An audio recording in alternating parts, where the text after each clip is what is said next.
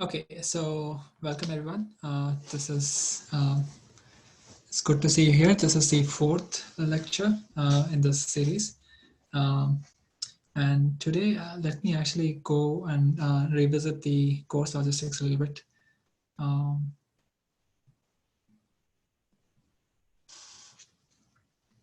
Yeah, so if you folks are not able to see my screen, definitely let me know.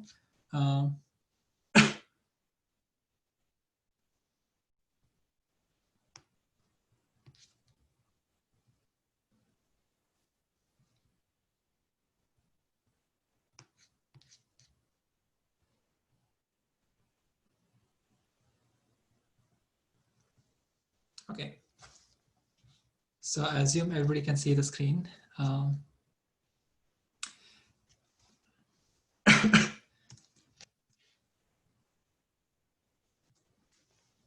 Okay, so what I did in the, so there's been a slight update on the previous lectures. And the update is I have on the schedule page, I have actually added the learning goals so that you're more clear on what is the outcome for each lecture. So what I'm going to do today is very quickly go over, recap the learning goals that were there from the previous 3 lectures, discuss today's learning goals, and then get into our subject matter. So just to recap, in the first lecture, we were looking at serving machine learning models using web servers, and the learning goals involved the following. So we were at the end of the lecture or in that session, you should be able to set up a Python environment locally, as well as set up a Jupyter session with SSH channeling on a server. Okay, and we did that demonstration with a server in the lecture. We should also be able to know about the security aspects of a server. So the most important thing is what incoming connections and what outgoing connections is the web server having. You can actually restrict such connections. It's just like by setting up a firewall, for example. You can also prevent somebody from trying to, let's say, if you have an SSH port open, somebody can prevent somebody from trying to brute force and figure out your password or something like that. And we discuss how to use SSH keys to mitigate some of it. So those are the objectives, and one last objective was to use Flask to serve a machine learning model. And in the class, we did some simple prediction models, and I think post hoc I ensure, for the subsequent lectures, I've tried to use recommendation systems as an example. So we are pretty much using a recommendation prediction model, right? So which predicts a bunch of item IDs in particular movies that are, most likely, probably will get engaged by the user depending on what they've seen and what other users similar to them have seen. Right. So those are the 4 objectives for the first lecture. And if you have questions, drop it in the email. In the second session, the learning goals were the objective was to set up machine learning models using serverless infrastructure. So we wanted to first, so at the end of the lecture, you would want to be aware of what is the difference between a hosted solution and a managed solution. And then also, you should be able to at least get a sense of what is the DevOps effort for setting up your own servers and machines versus serverless deployments. And the third takeaway is that you should be able to deploy a machine learning model using either Google Cloud Functions or the AWS Lambda functions. And we covered AWS Lambda functions, I think, towards the beginning of the third lecture. In the third lecture, which was trying to provide a solution in between a full DevOps, own machines solution versus a fully serverless, you writing just a function type of a solution, to something in between. And for that, we introduced container technologies. So the goals of the third lecture were to be able to reason about the pros and cons of container technologies. I think we mostly talked about pros, but there could be some cons as well, especially If your solution is not too complicated, then container technologies have their own share of management issues and so on. And we'll talk about orchestration today as well. The second objective was to be able to differentiate between a VM and a container. It's not, it's just at the you don't need to know nitty-gritty details, but at the same time, there are some obvious differences between them, so you should know that. The third objective was to be able to create a Docker image. So understand first of all what is a Docker image with respect to a container, and you should be able to create a new Docker image from some base images on Docker Hub or something like that using Docker files. So you don't you do want to get familiarized with how a Docker file is written. Um, um, uh, so you can look up documentation on Docker's website on that. And the final thing was you should be able to upload the Docker image to a remote registry. And I think we were able to upload the image onto AWS's registry. And we were close to uploading it to the Google's container registry last time. But in general, you should be able to upload an image to any remote registry. For example, you can also try out uploading it to Docker Hub itself, where your image will not be. I think it will by default be public unless you're paying customer or something. Okay, so those were the objectives last time. So this time, this time's objectives are the following. First, we want to, so I'm going to cover some part from what were not able to finish last time. And then today's today's lecture's main objectives are to understand the use of Docker, understand the use of Kubernetes, and to be able to set up a single node Kubernetes cluster using a couple of command line utilities, kubectl and minikube. Sorry, the spelling there is wrong, but I'll correct it later. So understand what Kubernetes is, to be able to set up a single node Kubernetes cluster locally, be able to serve a prediction model, in our case, a recommendation model, in a container on this cluster.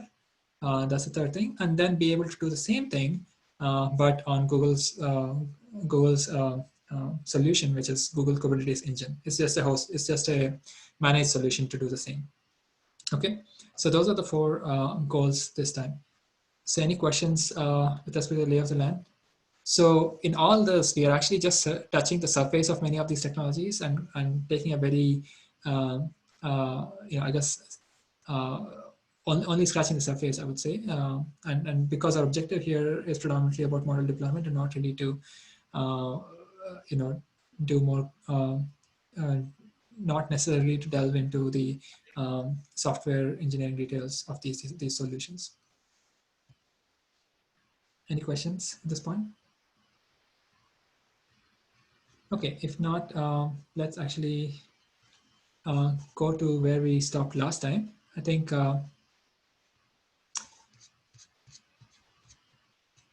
so. Last time we were able to create a prediction model. We were able to create an image for our recommendation model. And to recall that, let me see. Yeah. So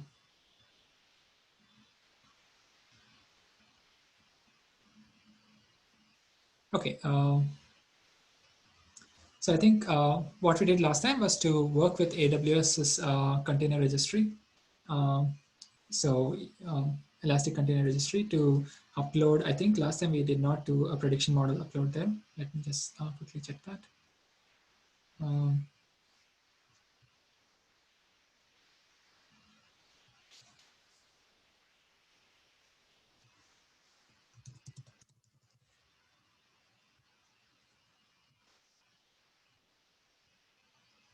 Okay, I think I did temp recommendations last time, and I have not uploaded an image. Okay, that is fine. Okay. So I'm trying to see where I should start from. Okay, so last time we were able to create a repository on ECR, right? So that's what temp recommendations were. It's basically pretty straightforward. You say I want to create a repository, give a name to it, and then you'll get a link. Basically, you'll see an entry. Next, basically, what we need to do is to use the credentials that we created, and we did this last time, was to go to AWS's IAM. Let me just do that. So identity and access management, and what we did was to append an additional permission to one of the users there. In particular, I think it was the model user. We added one additional permission, which is Amazon EC2 container registry full access. So previously, this user was used to upload, if you recall, this user was used to upload some files to S3, which we later used to run our serverless Lambda function, right? Lambda function-based model prediction solution, right? So that's the reason why this user was created and was given S3 full access, so that we could programmatically upload the zipped file to S3 bucket. But anyway, that was history. Now, last time what we did was to do two things. One is create a simple ECR temp recommendations repository by just going to the ECR's page and creating a temp repository, creating a repository essentially, but it was empty. And then we went to IAM page and then created added an additional permissions to this user, Amazon EC2 container registry full access. Okay, so after that, what we did last time was to do some local development.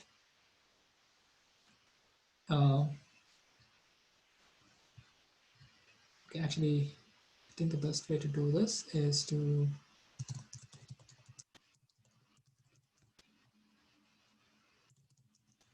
so I'm just starting a Jupyter notebook so that I can show the terminal in the same browser without without switching the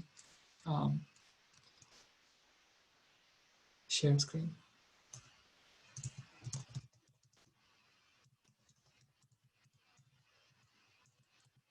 So I'm just doing conda activate data sci dev. That was my environment that has Jupyter. So then I'm doing Jupyter notebook command to start a local Jupyter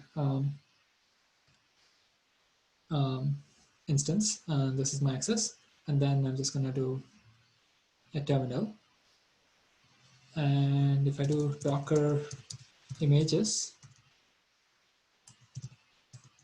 so you'll see this is exactly what we did last time. We created a prediction service Docker image. And how did we do that? If you recall, we went to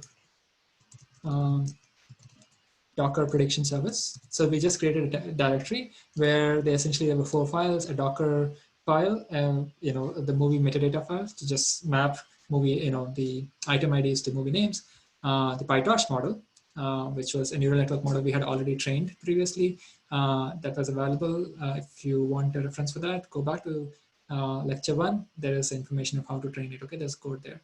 And then this Flask app, recommend.py. These are the 4 files. And if you look at Docker file, all it's saying is start from a conda based so a mini conda based image, starting image, and then install Flask and pandas. Those 2 things were needed, and then install scikit surprise. It was just to deal with the data set, the movie data set, and then install PyTorch. Okay, so this is just a command that I picked up from PyTorch's website. Okay, and then it's just specifying a few additional keywords. You should check out Docker's documentation to figure out what these keywords are. But the important thing is which port are we exposing. So in particular, if we are exposing port 80, and the command is python recommend.py. Okay, so that's how you would start it locally, right? If you recall. In fact, if you do python recommend, so it should just oops. Okay, so actually it doesn't work here because I don't have Tosh locally on this particular Jupyter instance, but that's okay. So basically this command was what was run inside the container. Okay, so that was Docker file, and last time we ran this command.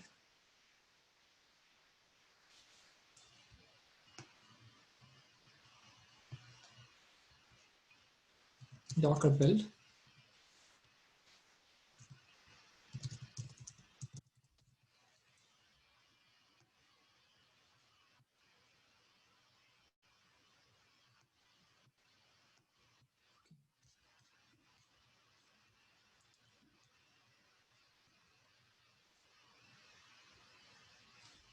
Yeah, Docker image build. Yes, so it's in the, okay, where am I looking at? Just to give you guys some idea. So the recommend .py is essentially this whole file here, creating the model prediction Docker image. And if you look at towards the end, the Flask app is running at port 80, and that's why, and because it's at port 80, the expose part in the Docker file was port 80. Okay, and then this is exactly the Docker file we saw. Actually, I think I missed the expose port 80 part. Okay, I need to add it here. And then we just run this command, docker image build prediction service. So we have already run this command, and that's why we have a, so we have the images, right? So this is the image from last time, and we have the prediction service image as well, right? And then last time, to pretty much at the end of the class, we were I ran this command, docker run -p, and so this was the port forwarding.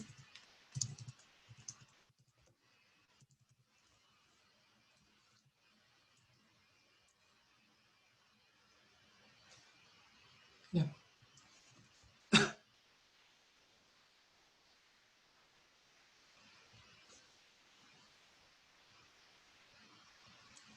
Okay, so I was able to run the prediction service. So Torch is not on my local machine, as you just saw. I tried to run Python recommend.py in that folder, and it said Torch is not available.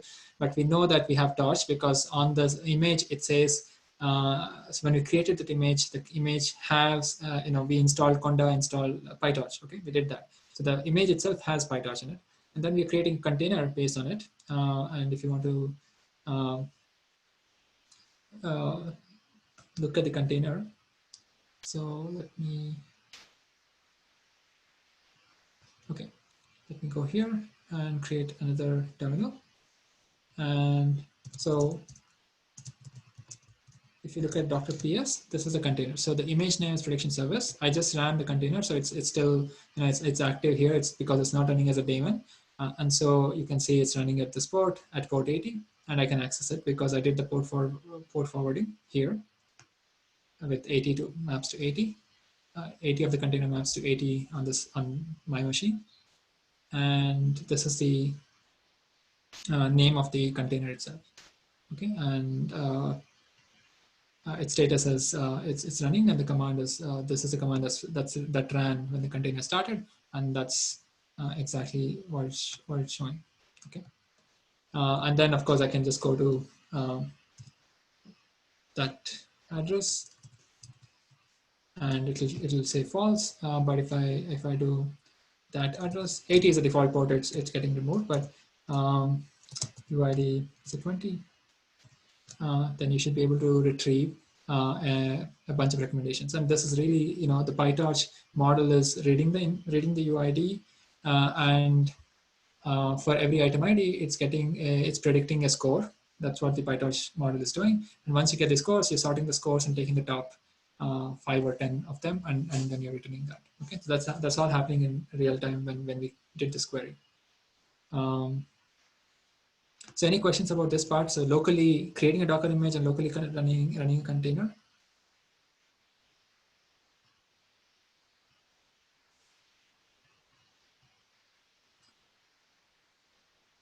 No questions? Okay, that's great. So let's go back here. So if I do Control C,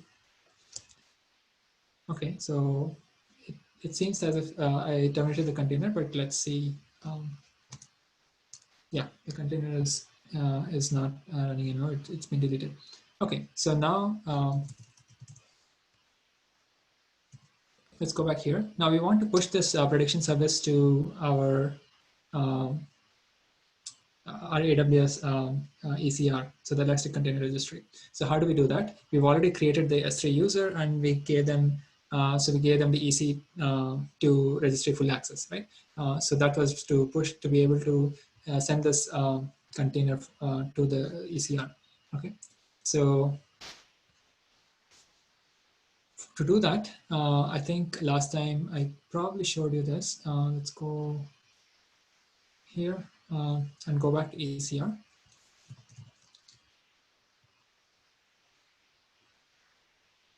And temp recommendations. And then you have on the top right corner, we push commands, right? So it tells you how to get the, so you just need to execute these commands.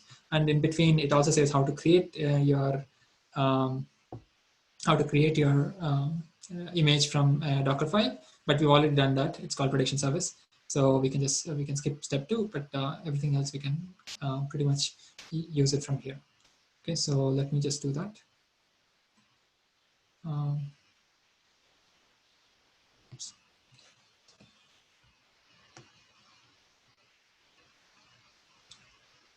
Okay, let me just copy that part. Think.com is missing.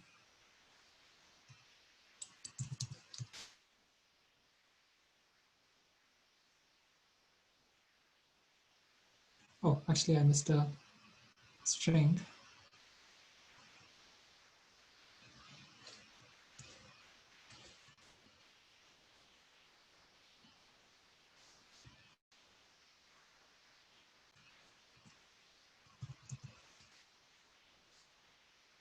Yeah, so the full string was actually, it involved piping. So this is something you can look up offline, what is meant by piping.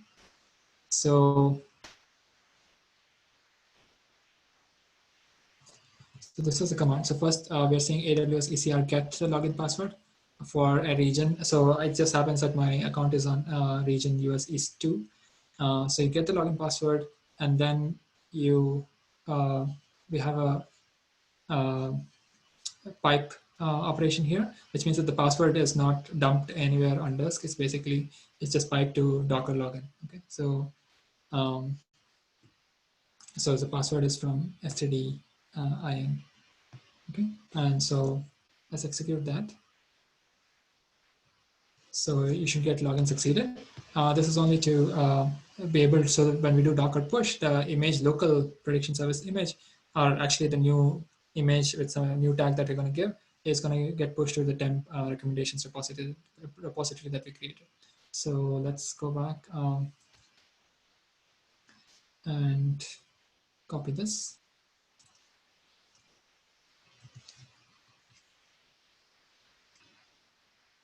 Okay, it's called prediction service.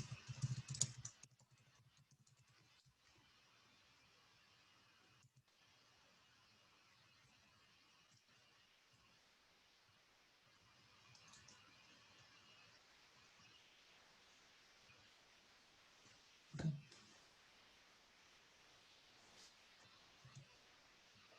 So I've just changed the tag. So we want to pick the prediction service local Docker image and give it a new tag. Tag is just like giving a new name. Okay, so we're going to give this new name. But the key part is that in the new name, you want to keep this part the same.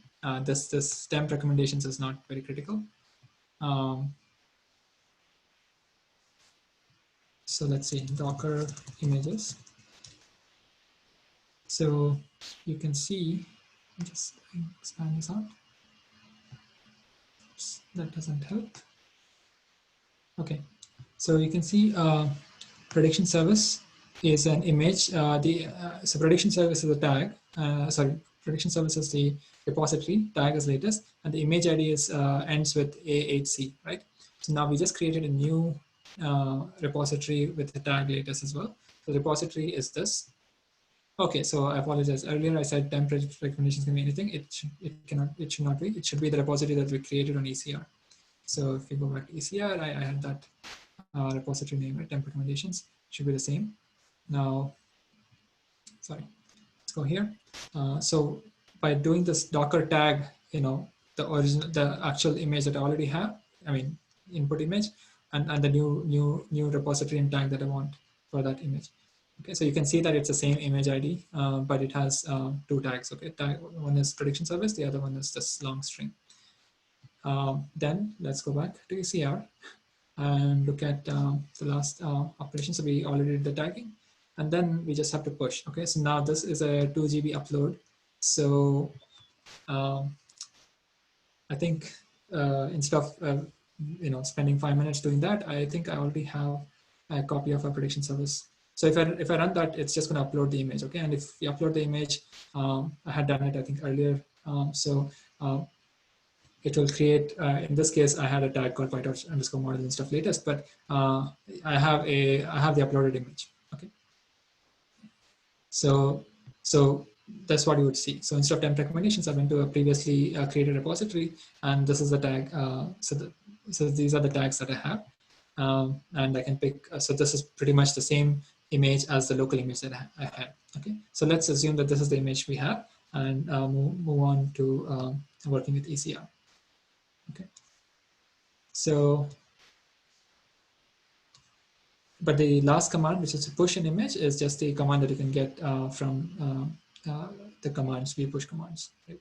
So this is the last Docker push is literally the operation Docker push to a remote repository location.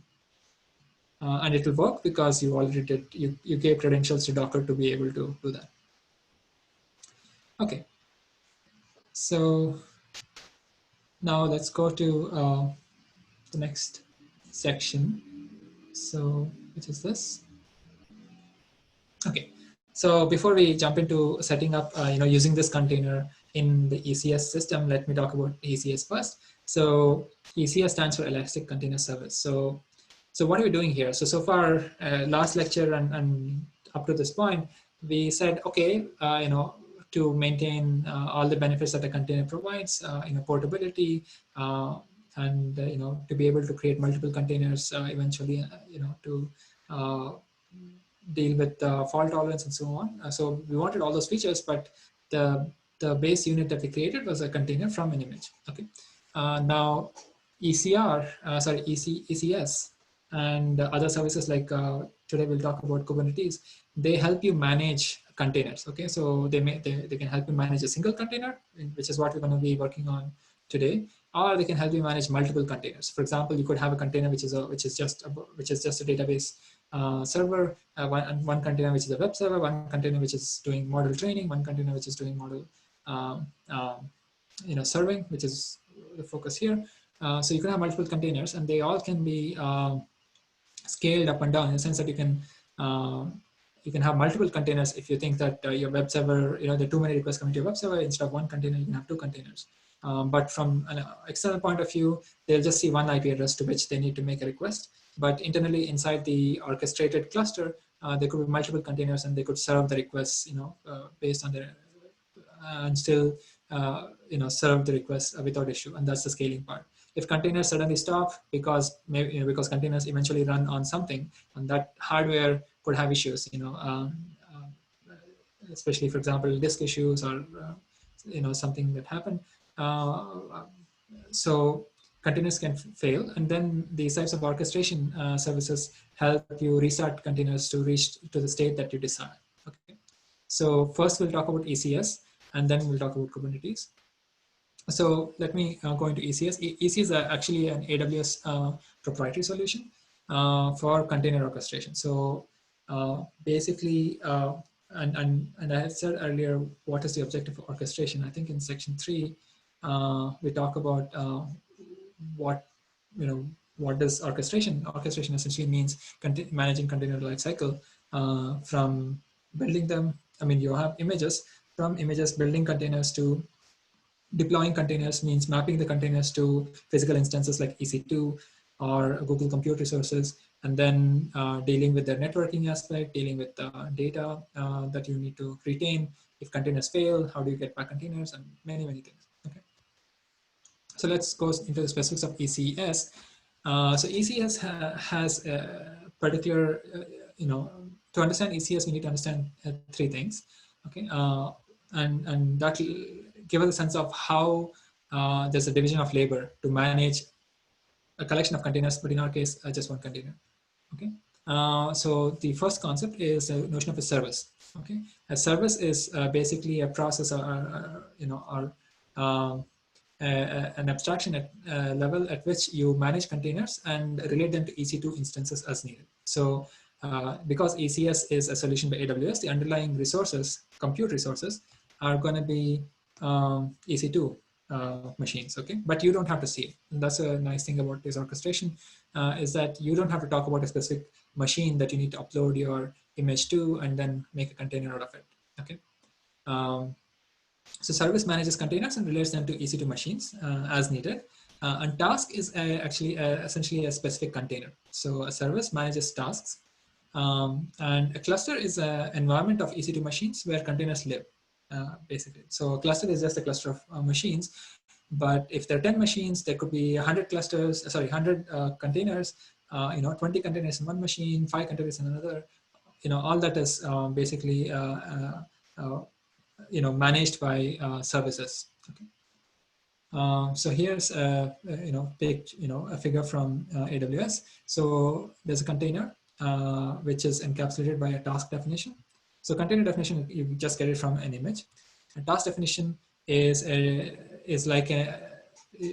basically defining what are the tasks, which are basically what are the containers, what are the containers, and what are the ports, for example.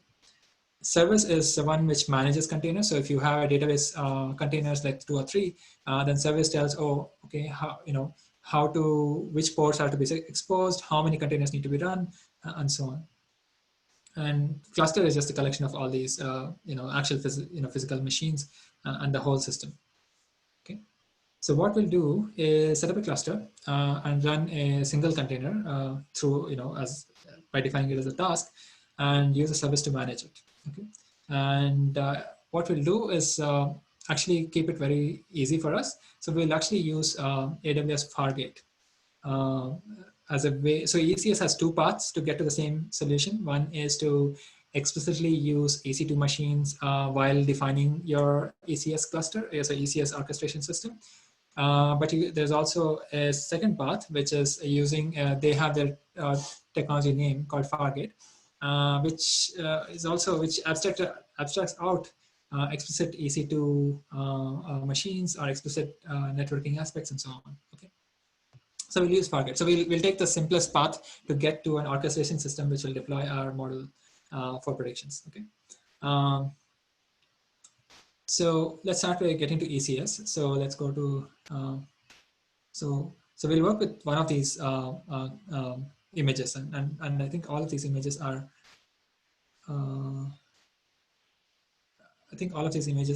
related to model serving. So anyway, this says PyTorch model, so we can just try to serve that. Let's see, let's go to services, and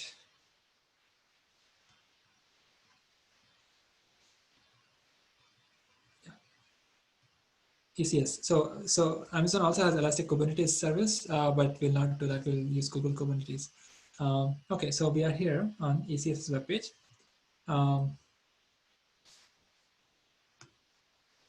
So let's see. How do I see the chat box and my text at the same time? Okay. Okay.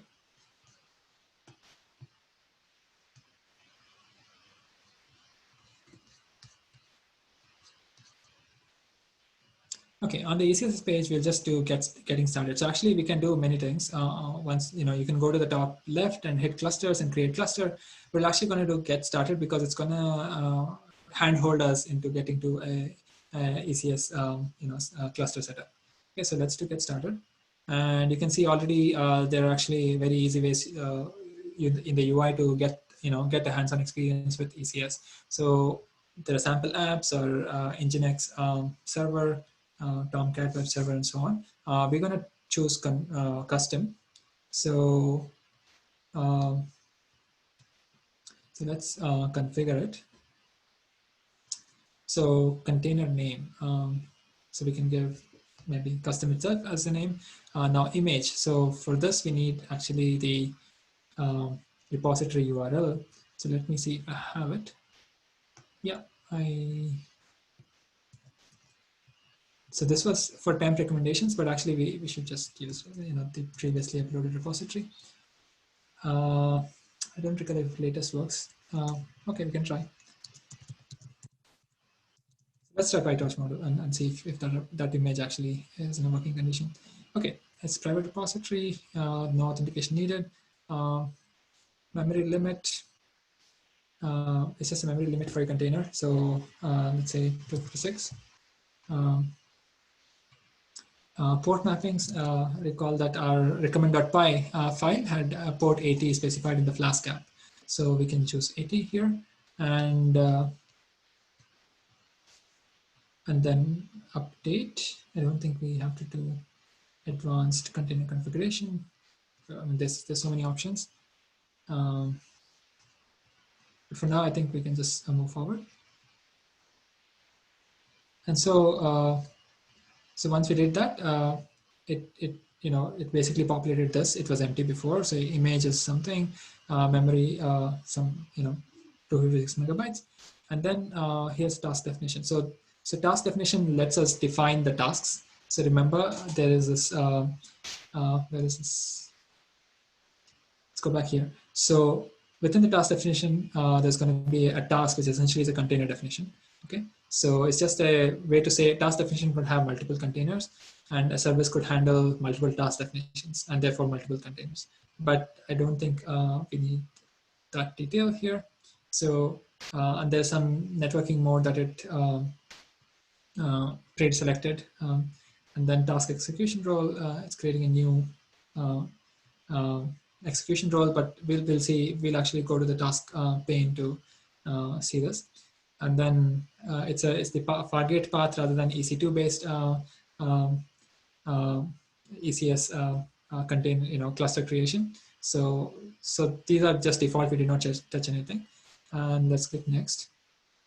So okay, to define your service. So service name. I don't, it's okay to have custom service. Number of desired tasks is 1. So number of desired tasks. So remember, task is essentially container. So we only have, so number of desired tasks means that if the container fails, if the underlying machine fails, we can, we can recreate another container in maybe another machine. So remember, so if you look at the top, actually the top part is actually guiding us a little bit. So we defined the container and we did the task definition. So there are 2 green check marks there. In task definition, there's no big change from container definition because there's only 1 container in our task. Now we are talking about service. So service, is trying to ensure that there's 1 container that always runs. So that's the management on the service part. So service will ensure that there has to be always a container that's running. And next, the service also tells us how to access this container that we're deploying. Okay, especially by the external world. So we'll choose. Okay, we're not choosing.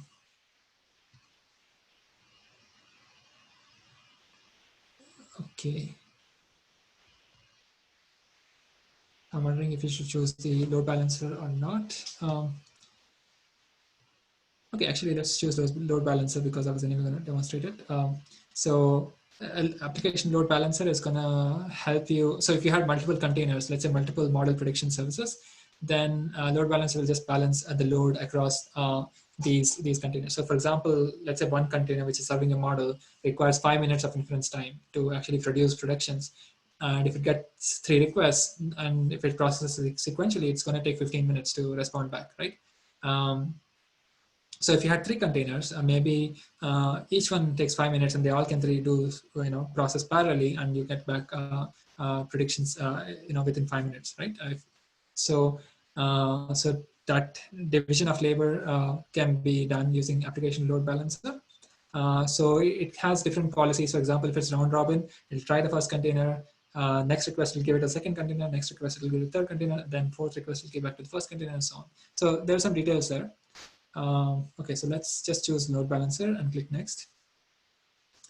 And now we're talking about cluster. So cluster needs a virtual private cloud. Essentially, it just means that there's some networking aspect. It's saying automatically create. subnets, which just means subnetworks, automatically create. So we're not going into these details at all. Cluster name default is fine. Let's click next. So now we review our setup. So there's some default task definition that's given here. First one, task definition is just a name for us to get to our tasks.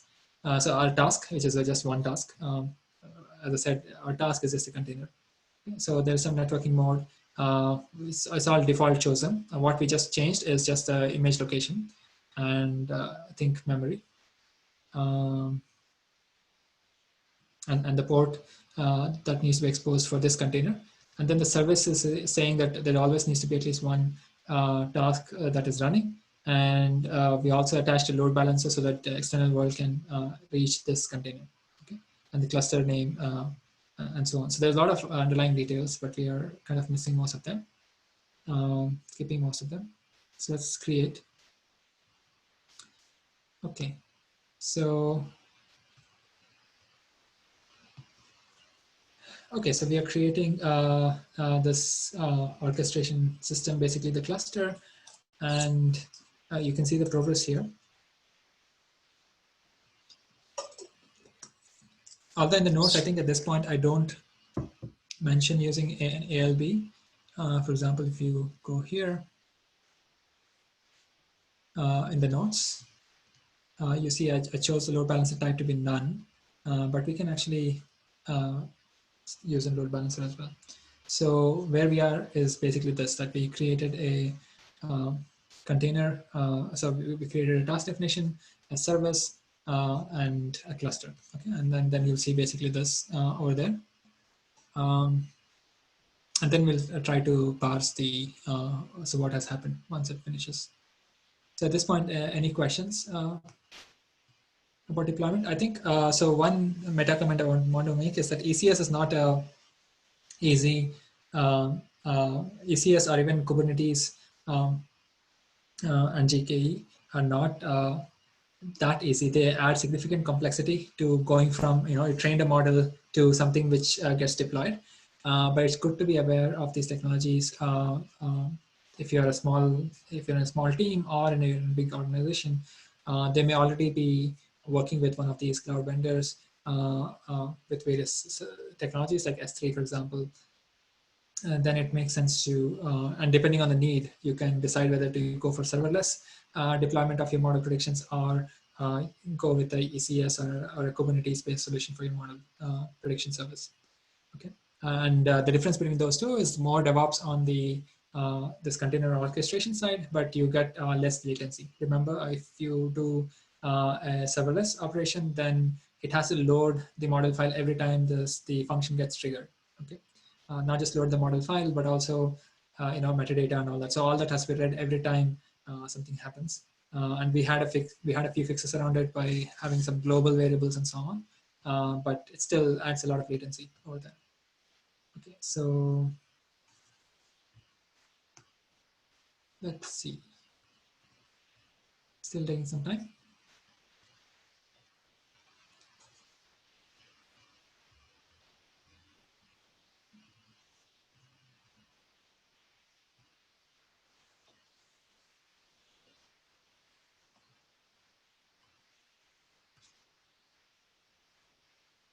Okay, I think no, load balance is initiated. Okay, so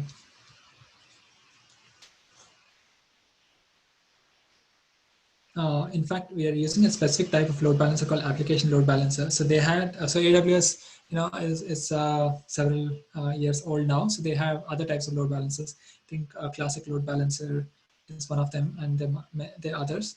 But for us, this is what we need. You can look up what is meant by application load balancer. There's a link on that section on our webpage.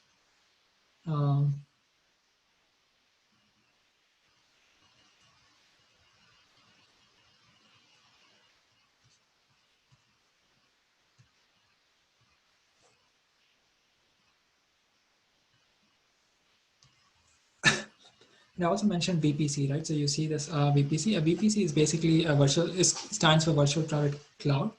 It lets you, create a private network, like with local IP addresses, just like UIC has a local IP address, right?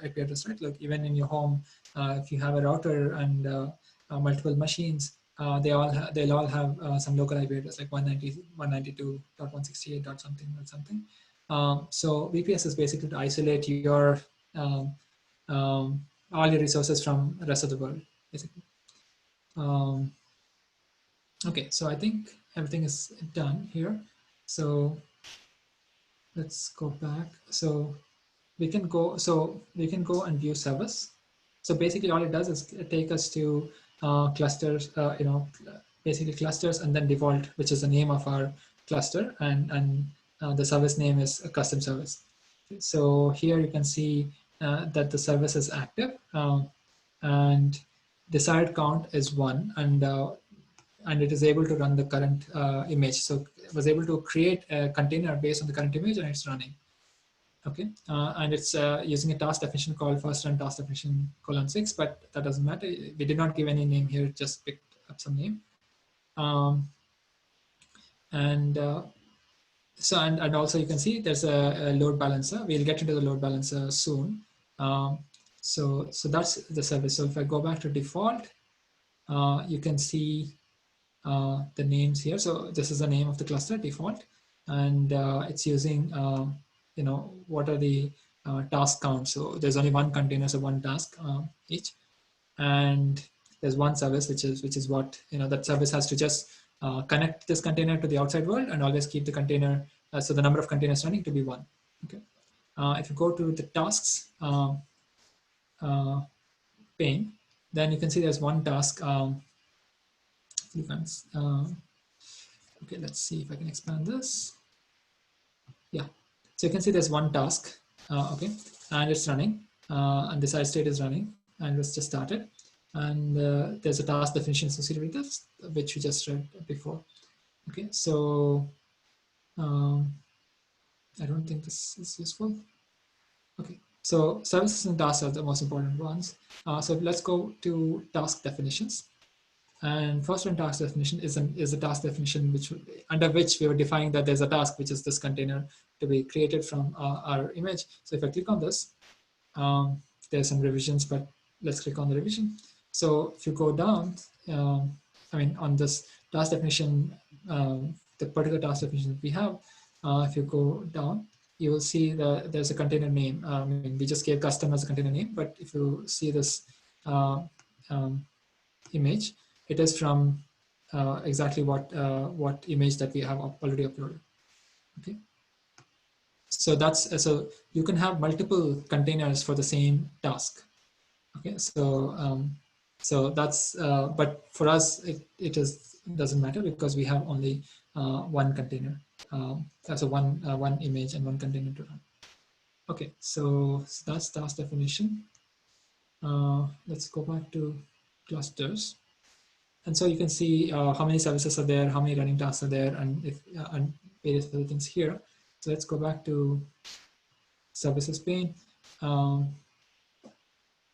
By clicking on custom service. Now,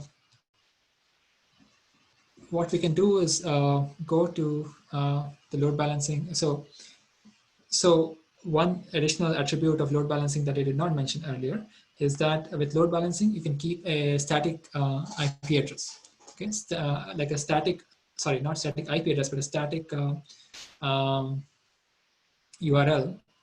Okay, for your, for everybody else who consumes your service. So let me click on this. If I click on target group name, it opens the EC2 resources page where it will show what this automatically created load balancer is. So, you can also access the load balancer here. So if you can click load balancers and click on this, sorry.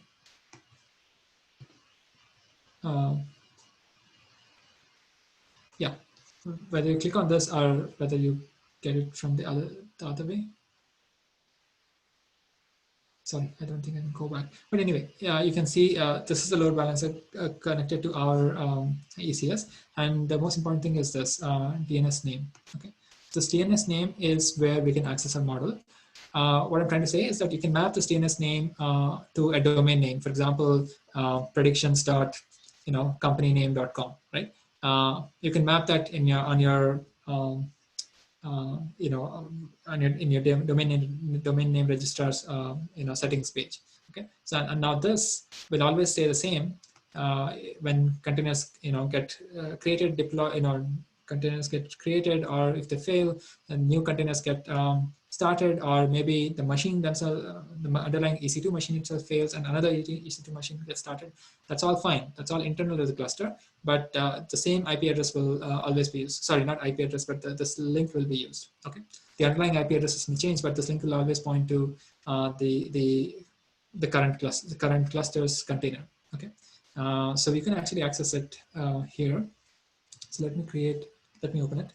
So you can see it says successful false. So it's actually going to the container, making a request, and since we did not pass any arguments to it, it's saying success false. Let's actually get, sorry, this known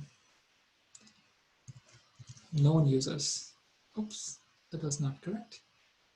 What was the IP address?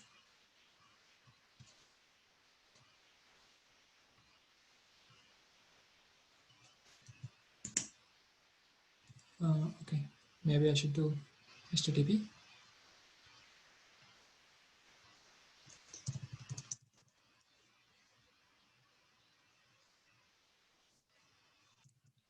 Going to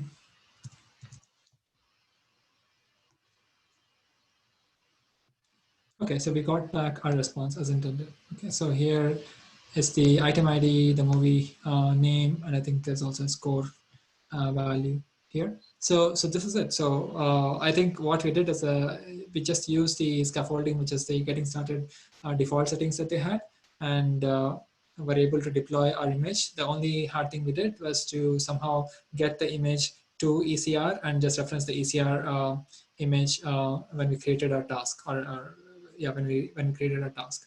Now you can, if you do it in production, there are other considerations that you need to take into account, which is, for example, uh, which is, for example, how many replications you want. And of course, you will not serve such a model in an isolated way. Maybe the model will interact with model updating service, which will change the model every few weeks or every week, for example. So there's going to be a lot more complication in the business setting. But this was the simplest, where you have a fixed model. You're not thinking about updating it or anything. You created an image and you have pushed it. For example, you can update the image and then push it to the same repository, and then the updated image can be read from an updated image can be read, and a new container can be created periodically using the same ideas, like using a service, for example. So here's a link. If you can change the UID to other UIDs. For some UIDs, it will not work clearly, so there is no testing there. Okay. So do you have any questions at this point? Let me cross. I don't think I need this.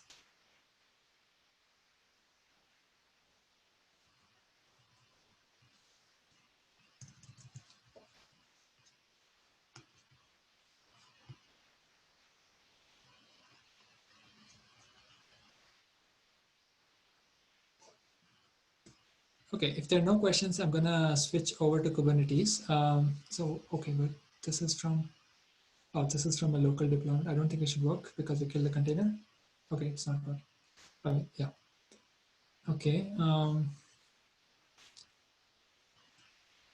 Okay, we don't need this. And yeah, we can go back to, we can go back to,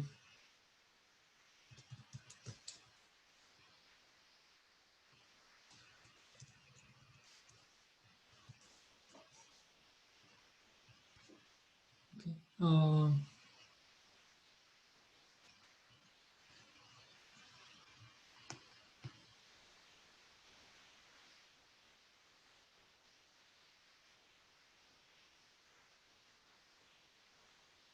Okay, it's showing EC2 target groups and then the thing related to the container. Okay, so either you can directly click on load balancers, or you can go to target groups. Now, what are target groups? I don't think, uh, you know, it's related to load balancing. So I think we'll omit that because it's not, we have not at all justified covering it much other than use a default setting for load balancing and see how we can access from the external world this particular service. Okay. Um, with that, let's actually go back to our website. So here we created the service. I think, yeah, I mean, here I opened it in Firefox, so the output is a little bit more formatted, but it's the same. And then the last part of this section covers setting up a load balancer. But you can, it's pretty much the same exercise as before. So try to do your own deployment of the model as well as the weather service or any other app that you have created. Instead of the weather service, you could have another Flask app where you do something else interesting, right? So you can access some other API rather than the weather API. Okay. So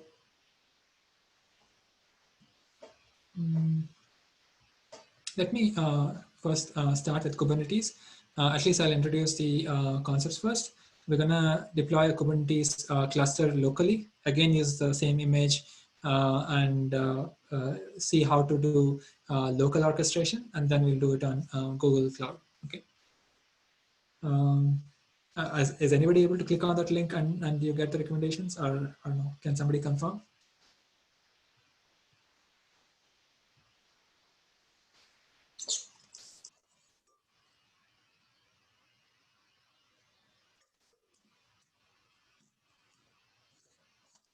Is nobody able to confirm?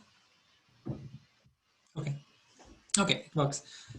So let's talk about Kubernetes. And I don't know how many of you have heard of Kubernetes. It's actually uh, it's actually becoming quite popular in many tech-focused organizations or organizations which have a heavy emphasis on IT, and if they have products which are related to software. Right. Um, so before we introduce Kubernetes and all the details pertaining to it, it's an open source solution, and unlike ECS, which is a proprietary solution, we only get to see the API as well as the web interface, but we don't know under the hood how it's dealing with the orchestration. I mean, other than beyond the documentation. But before that, let me give a caveat that unless you have a large system, we don't really need Kubernetes, right? Or you should be fine with having images and containers, and you certainly need to weigh having a self, I guess, self-managed orchestration system like Kubernetes versus a serverless system. For example, for our model deployment, we saw serverless systems, serverless solutions a couple of lectures ago. So there's always this trade-off.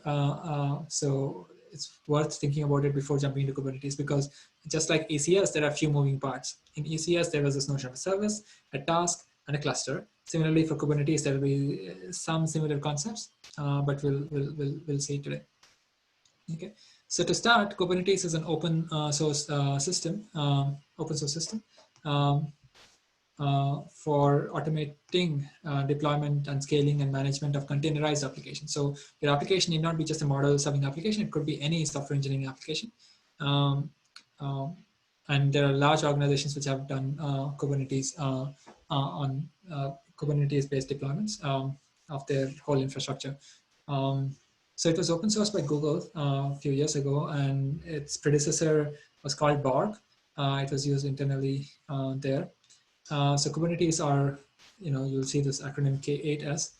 For short, is basically an orchestration system for large software systems in general. And for us, we'll focus on model deployment. So what is their key goal is to coordinate a collection of computers, right? So cluster just means a collection of computers with the purpose of the whole collection of computers working as a single unit. So we are really thinking of the underlying computers all working together to just produce something, your app, to serve your app. Okay. But the moment you went from one machine to several machines, there's all this coordination aspects, and that's what this is trying to solve. And you, as an external user, don't need to know what if there's one machine behind the URL request that you did, or whether there are 100 machines. You don't need to know this. Okay. So in particular, when I said when we orchestrate containers, like in ECS, for example, we did not know, but there was actually an underlying EC2 instance that was spun up. Okay, and it's probably still there. With Kubernetes, we are agnostic to which computer is running what container, for example. And so the computer's IP address itself doesn't matter. So the containers, so there'll be there's a lot of effort in networking between these cluster of computers to achieve this management of our app. Okay. So Kubernetes takes care of scheduling and distribution of these containers to these unnamed computers, unnamed only because we don't really care about what those containers are. Maybe just like we don't care whether it's coming from computer 1 or computer 2. As long as we have those computers, those 10 computers or 100 computers, we're fine. Okay. So we'll go over in the next few minutes just the key concepts in a Kubernetes-based container orchestration system. And a really good resource is the Kubernetes website. Kubernetes.io has really good documentation from where I've borrowed some of these ideas, some of these content that we're going to discuss. Okay, so since Kubernetes is a cluster, it will have two things: one, a master or a coordinator of the cluster. And you as an external user who wants to manage the cluster, as well as other. So when I say user, I actually mean somebody who wants this cluster and manages this cluster. I'm not talking about end users who hit URLs. We're going to talk about those users later. So for the user, they pretty much talk to this master or coordinator of the cluster. And the master is the one which, or the coordinator is the one which works with these other units or other resources called nodes. Okay, and essentially these nodes are VMs or physical computers. So when I said I had these 10 computers or 100 computers and I want to create a cluster, Kubernetes cluster on them, these 100 computers are essentially 100 nodes. Okay. And of course, all my containers, if there's one container or 100 containers or even 1,000 containers, they all have to run on these 100 machines, okay, these 100 nodes. So here's a diagram. It's a little bit zoomed out, but what it's trying to show is that there's a resource at the center, which is the master, and there are resources on the periphery, which are the nodes. Okay, the nodes seem to have two additional acronyms there in there. You can't, I don't think you guys can see it, but it's basically saying kubelet and Docker. Okay, and we're going to talk about those two names soon. Okay, but for us, the center hexagonal, it's not really hexagonal, but the center polygon is master, and the ones in the periphery are nodes. Okay. Each node runs a program called kubelet, and kubelet is the one which manages. So first of all, it communicates with the master, so master resource, and it also runs this Docker daemon. It could be Docker daemon, so in the sense a Docker server, or it could be there are other technologies like Rocket server, or and there are other container technologies. So it runs such a daemon to manage the container. So there's master, which talks to kubelet, which actually deals with the Docker daemon to manage one container or 10 containers or whatever number of containers on that node. So kubelet is specific to a single node. So if there are 100 nodes, then there are 100 kubelets. Okay. So when you want to deploy a container, for example, we want to deploy our machine learning prediction, container, the prediction service container, then kubelet tells the master to start these application containers. So sorry, not kubelet. I apologize. So kubectl or kubecontrol is a local utility. It's a command line utility, just like we used gcloud earlier. We used AWS as a command line utility earlier. Similarly, kubectl is a local utility that tells the master to run this application, which is our prediction service. Master tells, or the coordinator tells if you have only one node, for example, it tells the kubelet in that node to run the container. Kubelet works with the Docker daemon to actually run the container from an image. Okay, so there's all these layers of layers, but that's how a container is scheduled to run. Okay. Now, there are a few concepts similar to ECS. So remember, ECS had this notion of a service and a task and a cluster. Similarly, there's going to be two key concepts, a deployment and a service. Okay, same idea here. So let me first talk about a deployment. Once we have a cluster running, when we say when I have a cluster running, we haven't yet assigned the our app, like a model prediction app. So when I say cluster running, we just have these 100 computers running. Okay, and now so we have these 100 computers running, and they are controlled. So there are 100 computers. So some nodes and a master. So 100 nodes and a master, or 99 nodes and a master, and so we have the kube control command line utility. Now we need to figure out how the command line utility will tell the master of the coordinator to deploy our app, right? So that can be achieved using what is called deployment configuration. Okay, so to tell the Kubernetes cluster to run our app. Okay, to deploy our app. So this is basically a set of instructions for the Kubernetes cluster to set up the application of the cluster. So it's like the setting up of the cluster, which means which node should have this container running, for example, okay, is captured here. So for example, what I've written here, the containers are mapped to individual nodes. So if I have to run the database image, a container based on the database image, a container based on the model prediction image, a container based on a web server image, where do these three containers live in this 100 node cluster, for example? These three containers could be in machine 1, machine 2, machine 3, or this could be in machine 1, machine 10, machine 100, right? So that is what happens, this mapping happens using a deployment configuration. And after this mapping, there is a deployment controller. So this is think of it as a program on the master, which keeps check of these instances. Okay, there are these containers running on these instances. Are they still running? Okay, and if they're failing, then let's start another container. Okay, so the what I've highlighted here is called self-healing, but that's what the a deployment controller will try to maintain. It just maintains the number of containers on these instances nodes consistent, okay, according to the configuration, deployment configuration. So if you look at this picture, now what do we have here? We still have the master in the center. There is a green circular thing at the center, right? That's the deployment configuration and deployment controller. Now, there are three nodes in this figure. So you can look at the first node. So two nodes have nothing in them. The first node has a the top left node has a containerized app running. Okay, and so the deployment controller ensures that if this machine fails, let's say completely, then you want to have that green containerized app start running on another of these nodes, for example. So it will try to maintain that. Okay. And we can create a deployment using a tool, and the tool we're going to use, and we'll see it today, called kubectl. Okay, so kubectl is a command line utility to interact with the controller, okay, which is in the center. So so when creating this deployment configuration, or when we're creating this deployment setup, we need to, of course, specify which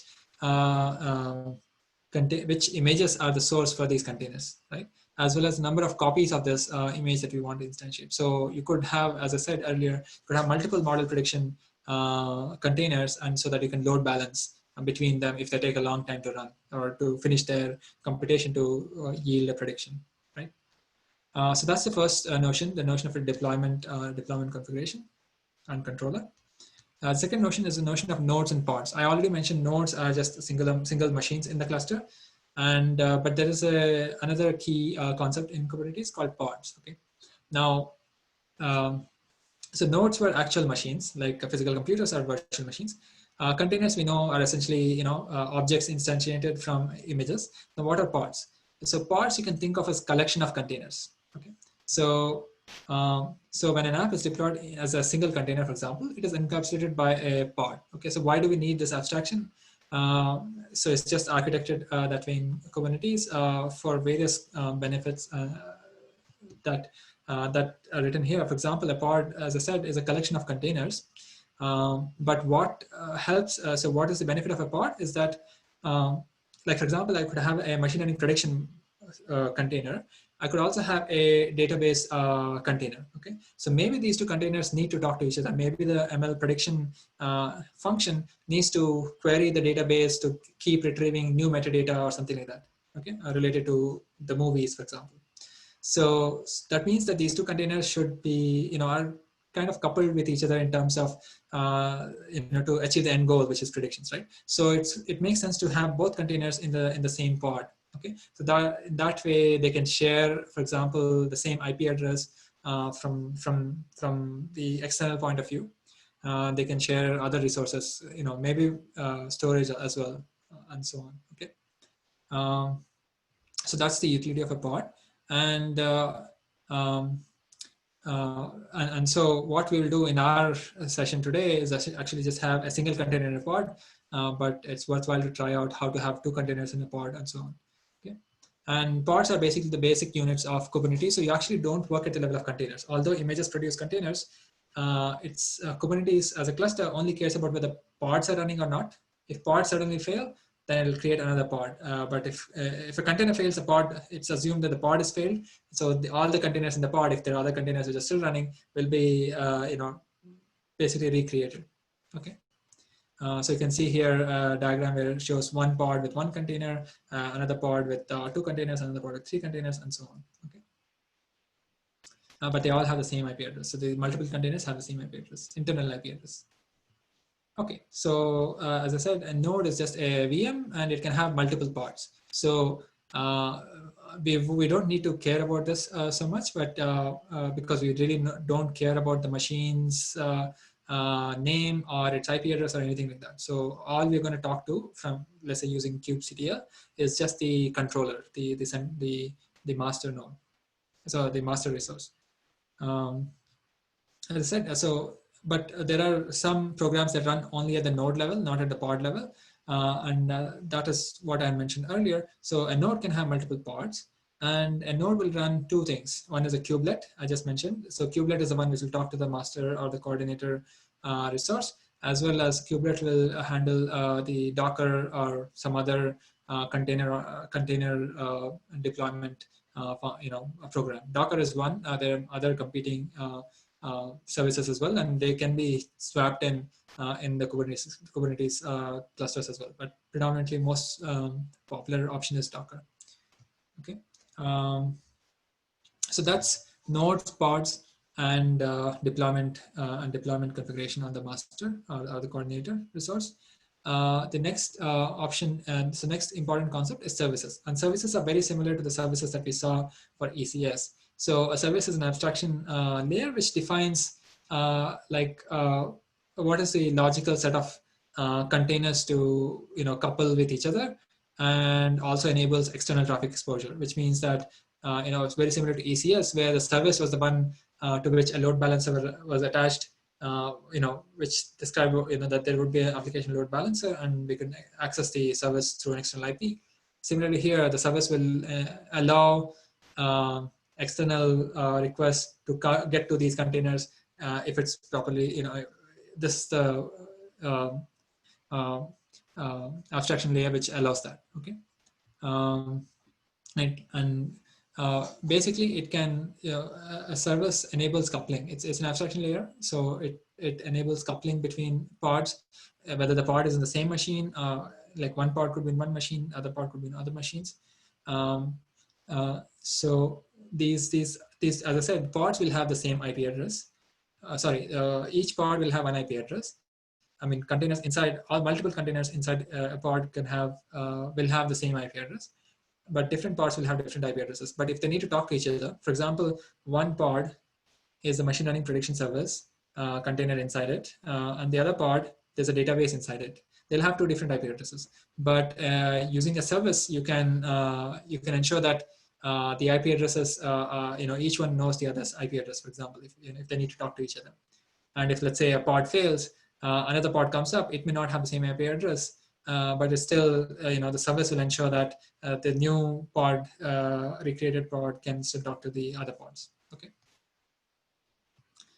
And in particular, if you want to talk to external connections, then there is a service. So there's an option called spec. Okay, I'll show you this when we do it hands-on. We need to specify what type, in particular spec equal to node port lets us expose pods to the external world. Okay, so that so you can expose the pods to to the external world. As I said, so inside the cluster, there's actually an internal network, just like virtual private cloud. In the case of ECS, there's actually an internal networking layer, which we don't get exposed to. So all these IP addresses, IPs at the pod level, IPs at the node level, to IPs at the container level, they're all fungible. We don't have to know their details. So here in this figure, we are just showing a service can span multiple pods and multiple nodes. Here you can see deployment of two different deployments, and like a service will encapsulate. So in the lower right, so on the lower left, a single service, a single pod, a single container. But on the top, there's a single service. Service B and service A.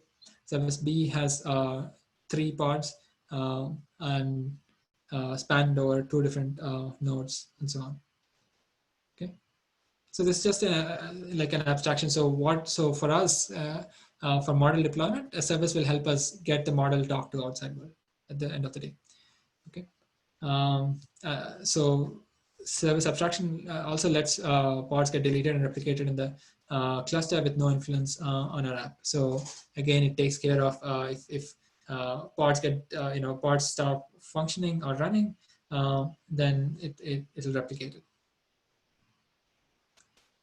Okay, so there are a few more things about scaling and updating. Like for example, if you deployed a service, right? I mean, let's say you're using YouTube.com, and if they want to update the recommendation engine, they're not going to stop recommendations and then do a copy and then update, right? So there has to be something called a rolling update. So how Kubernetes allows you to do that, and we'll not discuss that here. Okay. So with that, let's actually start hands-on work with Kubernetes locally and then on Google. So before we do that, let's take a 10-minute break. So it's 7:50 now. So let's resume at 8, and then we'll do that. Okay. So in the meantime, if there are questions, leave it in the chat box here.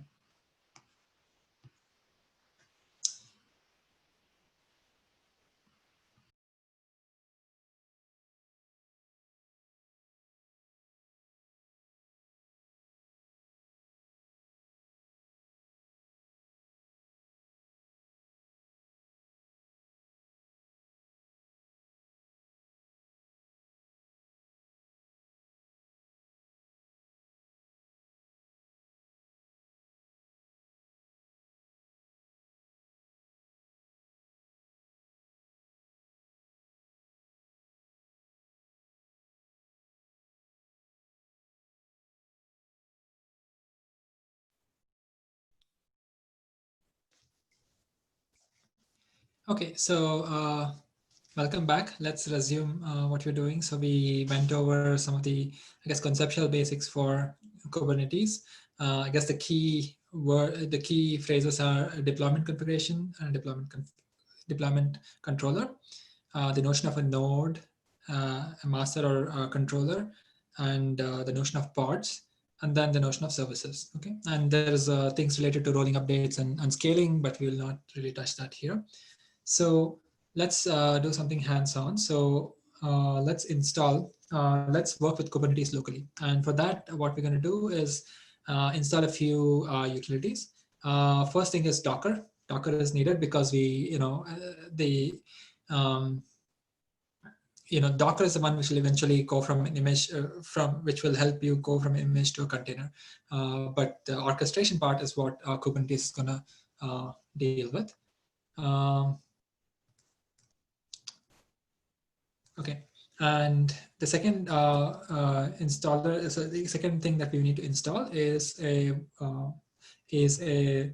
hypervisor. So we'll use VirtualBox, but you can also use, I think, VMware Fusion or some, or parallel desktop and so on.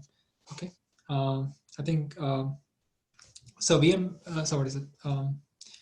VirtualBox is a virtualization software, so it lets you install guest operating systems on your host operating system. So let's say you're using Windows or Mac or Linux, and then you want to run another operating system, then VirtualBox allows, really makes it easy to set up a guest operating system, and you can also share, share a folder as well as copy paste across the guest and the host and so on. Okay.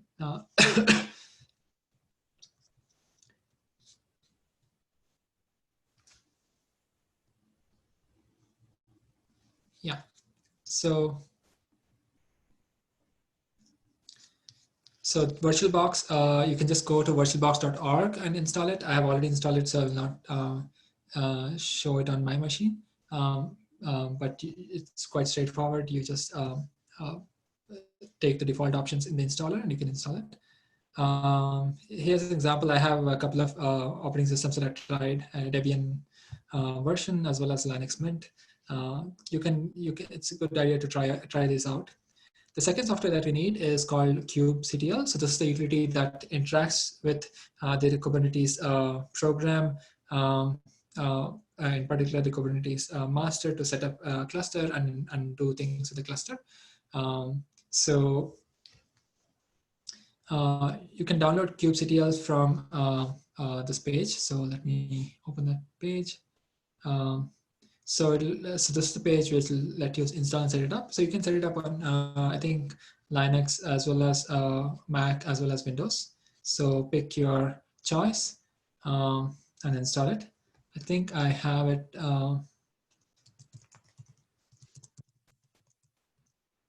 Yeah, so I have kubectl, and I can check the version.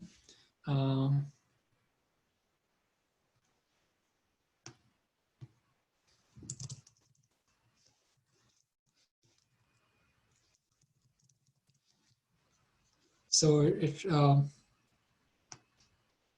tells you what version it is, but it also tells you that nothing is going on, in the sense that there is no cluster here. Okay, so because this is the client utility, it has to talk to cluster. We have not set up a cluster yet. Okay, but it'll tell you what version of Kubernetes this command line utility is, this client utility is, and so on. Okay, so once you have these two set up, then the third thing that we need is Minikube. Minikube is just a software that runs a single node Kubernetes cluster in a virtual machine on a local computer. So that's why we needed the VM virtualization software like VirtualBox. And so with Minikube is the way to, is the cluster essentially for us, because a single node cluster is what it creates. And kubectl is the way to interact with this Minikube, or basically this cluster, to deploy our containers. Okay, so let's actually, I don't think I have Minikube installed, so let me install it. So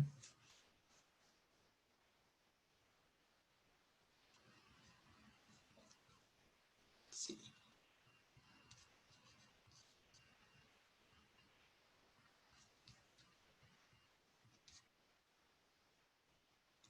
So before you install Minikube, you want to check whether your program, your computer supports virtualization.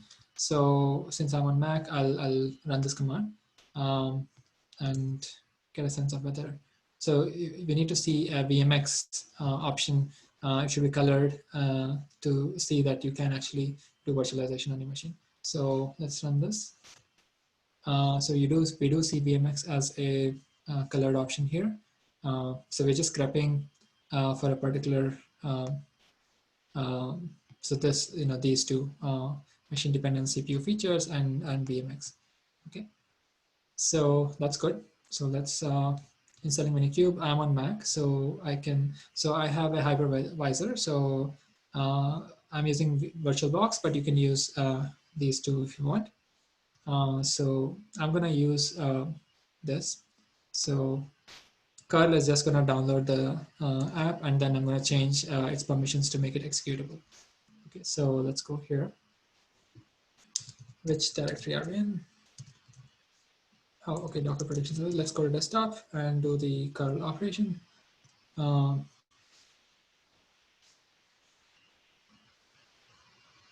okay, so it's downloaded. So I changed its permissions, and now we need to add it to the path. So let's see. Um, they're saying move it to user slash local slash bin. Okay, I think we can do that.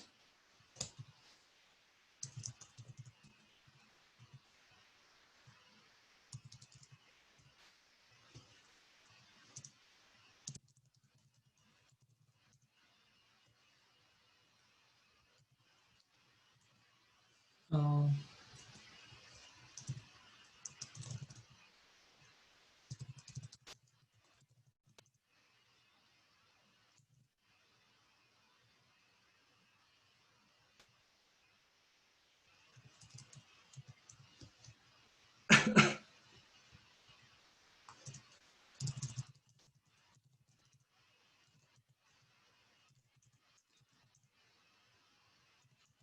okay, so how do I do this? Okay, it just needs to be on the path. So let's see. Um,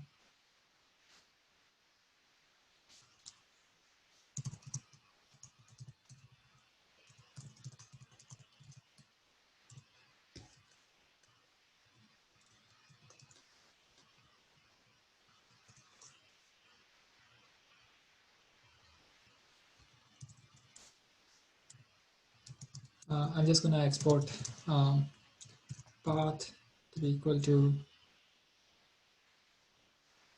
um,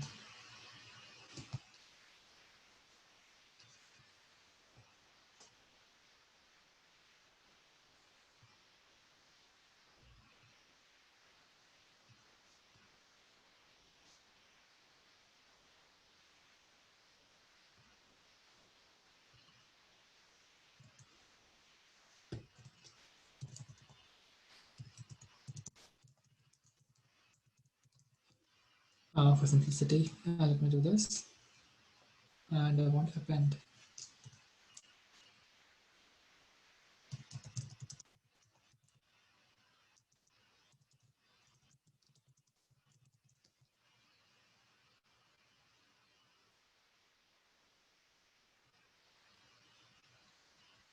Actually, before doing that, let me double check what is on the path.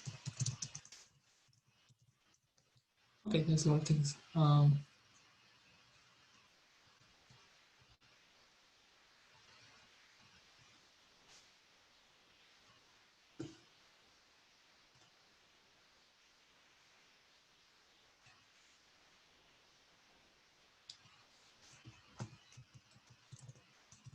Okay, so path and then this directory.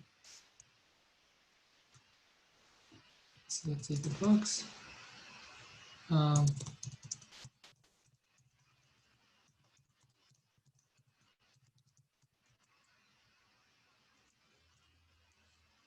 okay, it is not correct.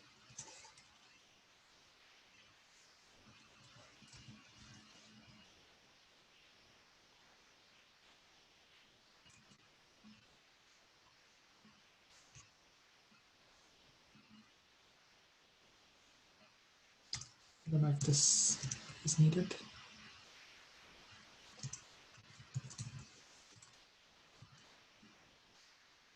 It's not a valid identifier.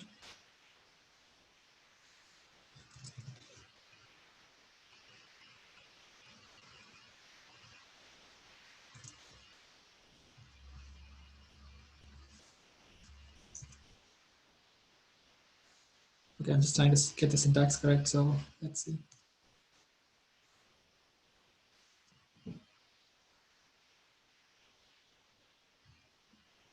Okay, I need to insert into, I need to put this in the quotes.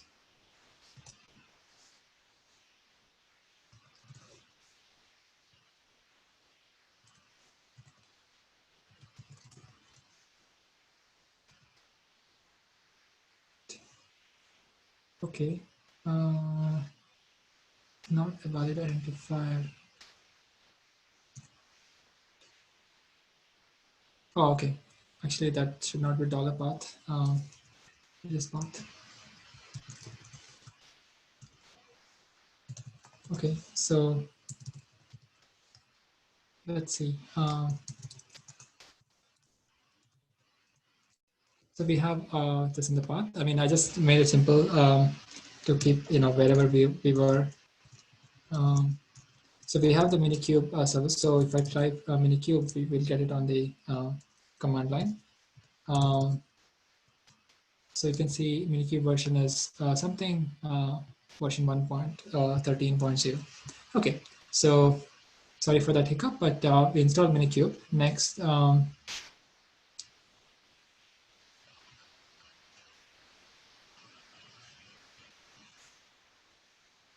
okay, so then we can check. So Minikube, as I said, is a single node server, single node cluster.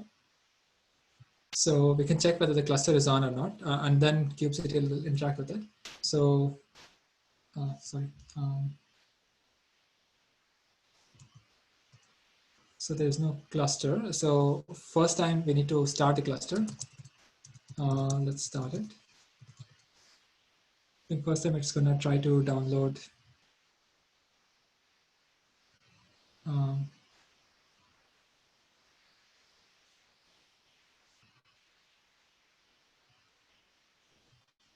the images needed to run this one single node cluster. So so that's what Minikube is going to do. So, but in the meantime, let's go back. So what are we going to do? So we typed Minikube start. So it's going to download because it's the first time. It's going to download the images needed to set up this virtual local cluster of Kubernetes. Okay, and with a single node. So remember the image from before. A single node is essentially this same diagram, but we only have one peripheral node with a kubelet and a Docker daemon running on it, and will not have those. Okay, so after we do that, so after you'll see that after this whole experiment, it's good to stop the cluster because otherwise, you have essentially have another virtual machine running on your system without it being too explicit. Okay, so next, once it installs, I think it's gonna take some time.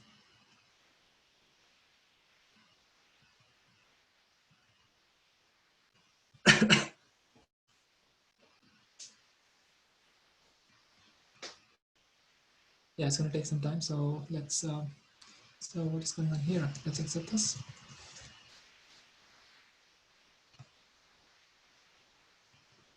Okay, so next we can check status and so on, but let me explain what is going to be the next few steps. So once Minikube is running, so you will see some running status here. Once Minikube is running, the cluster is running. Now what we need to do is to use a client utility, which is kubectl, to interact with the cluster, in particular the master or the coordinator on the cluster, to help us deploy our container eventually, right? So if you yeah, so I mean, I'll show the commands needed, but I think the key aspect that we'll have to deal with, because we want to run the Kubernetes cluster locally, is how does the cluster, how do we get our image? Let me actually, I shouldn't have closed the other thing. Let me actually open the other terminal. Okay, so if you look at our images, these are the local images. But how does let's say kubectl or the Minikube cluster, because think of a cluster as a completely bunch of computers. how do they know to access this local repository? Okay, so there's going to be a complication related to that, and we'll have to do a couple of extra steps to um, fix that. Okay, so basically we'll have to recreate our image and put it on a different repository. So what I showed here, so this Docker images is a local repository with all these.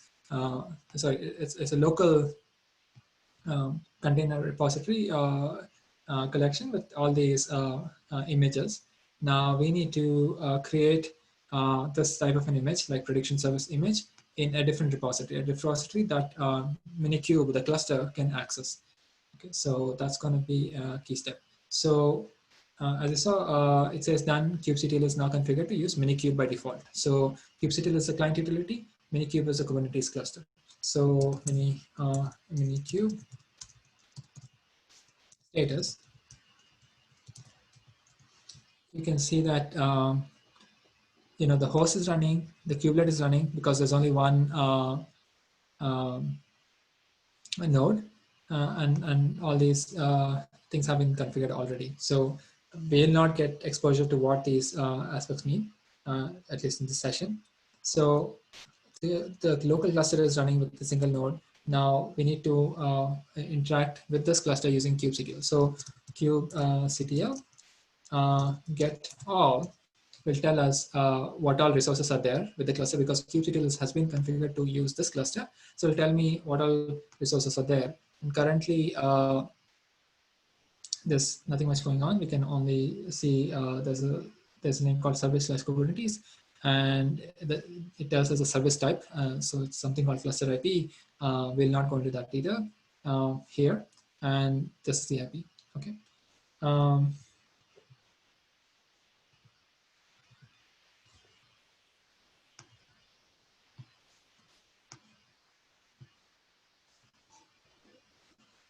Okay.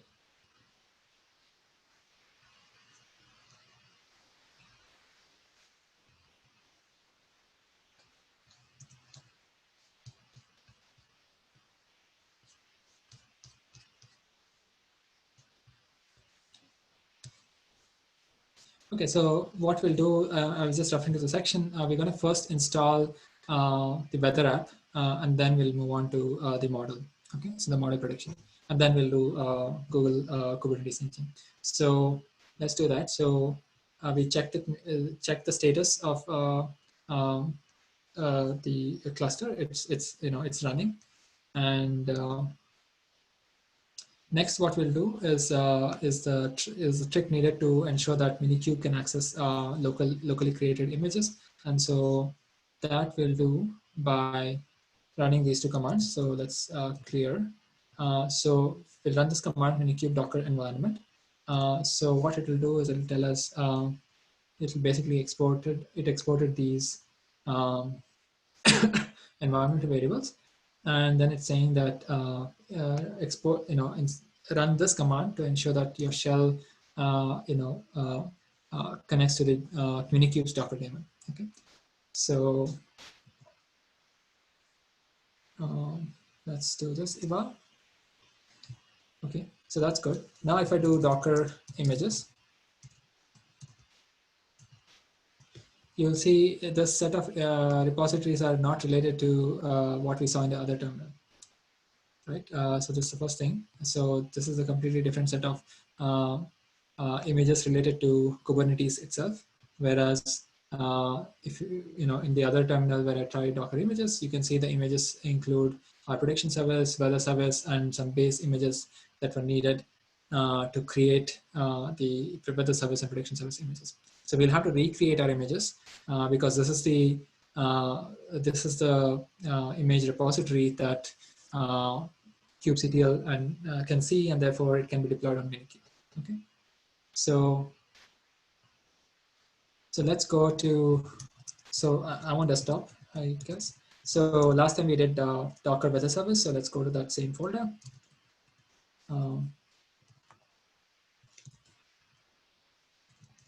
Okay, so we have a Docker file and a weather.py. So let's look at Docker file.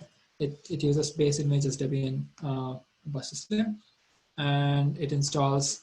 It doesn't work with Conda, so it's basically installing Python, and then it's installing Flask, GeoPy, and Request. Those were the libraries needed, and so we've seen this many times. Okay, so now Docker build.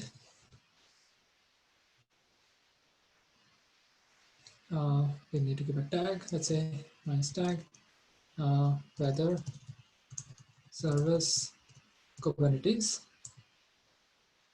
I think we can also give latest.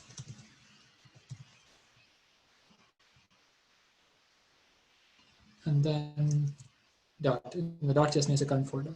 So it will now build this image. It will take some time because it's downloading the base image again.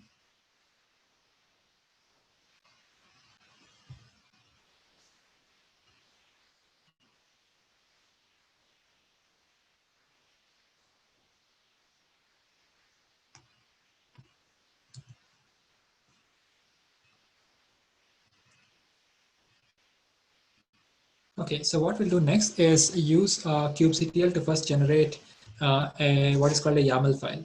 So YAML stands for YAML ain't markup language. So it's just a so there's a link on our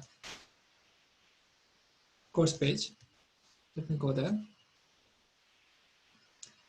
Yeah, so it's a data serialization language. Okay, so what does it mean? It's basically a file where you can specify configuration variables. Okay, so just like you can set environment variables using export and then or using the .bash RC or something like that.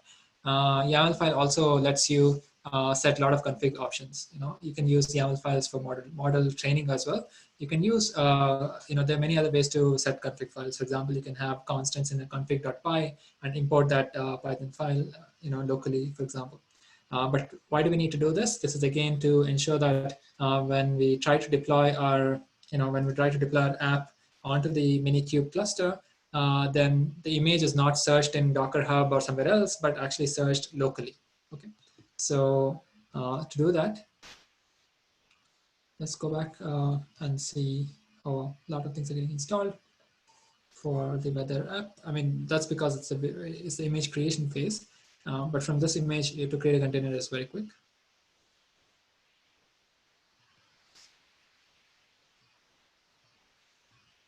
Okay. Is there any question in the meantime?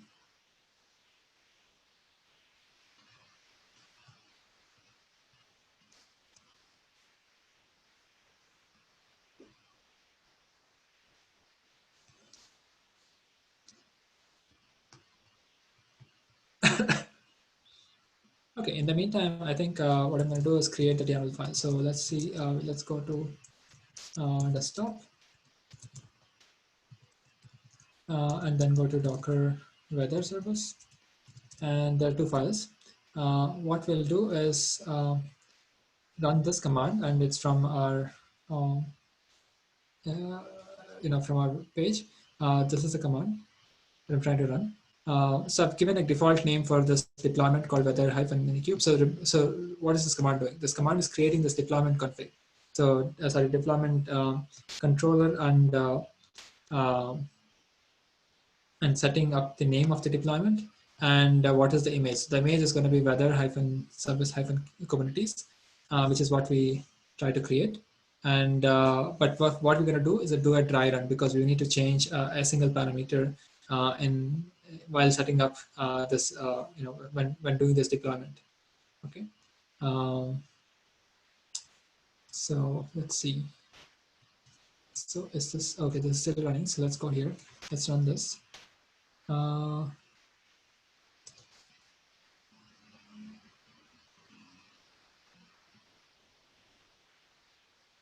Okay, it's an invalid argument because I think this Kubernetes. So this client is old. 14.1, 4.8. Okay, I guess that's not an issue. So it would have created this file. I mean, it wouldn't have created the file. It'll actually output on the terminal this info. So I'm just going to copy this info here and create a file. Okay.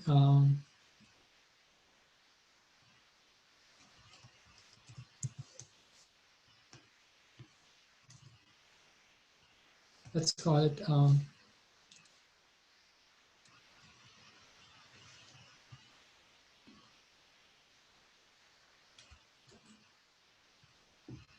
actually there was a file created, so let's go back and see what the file is.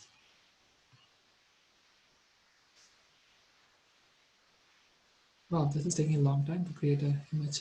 Um,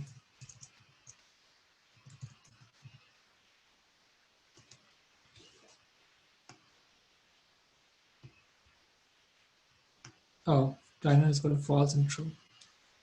Okay, well, kubectl get all. It didn't create anything, so that's good. So if you look at, okay, there is no file. Okay,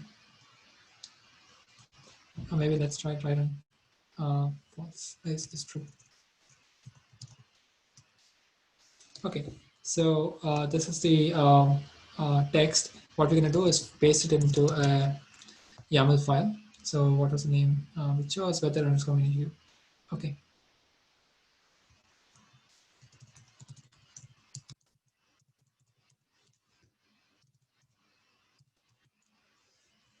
So the reason why we're creating this file is, as I said, we need to give one more option. Sorry.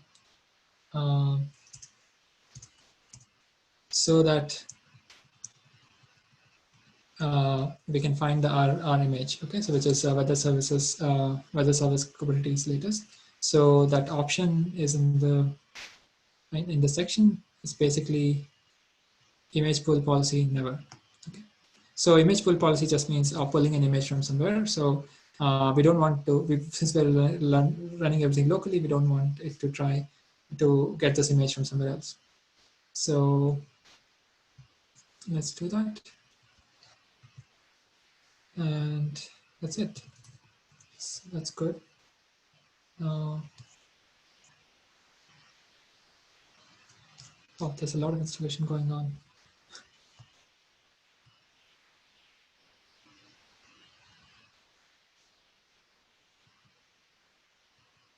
I didn't expect so much computation for the weather app, but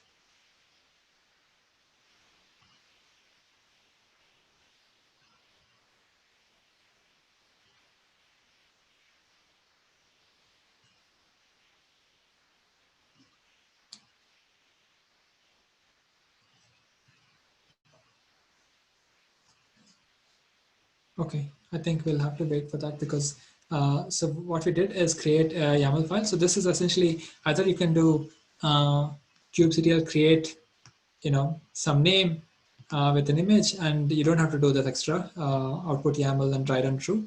And then it'll try to create the deployment, but then this additional configuration which I said, uh, image pull policy never.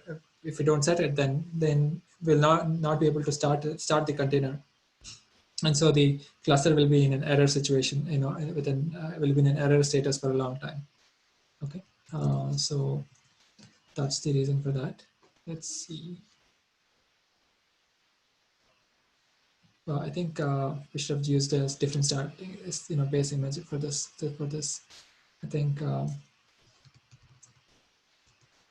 Okay, in the meantime, maybe I should also start creating the other Docker file. So since I'm in a different terminal, if I do Docker images, I will be using the local list of repository. Again, this is not what I want. So let me go back and run Minikube Docker environment. Okay, in every new environment, you'll have to do this. But first, I need to source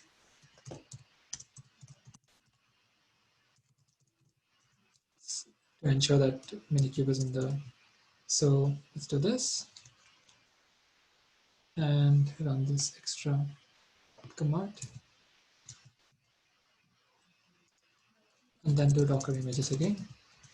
You'll see there's a different list. Oh, this finally got finished.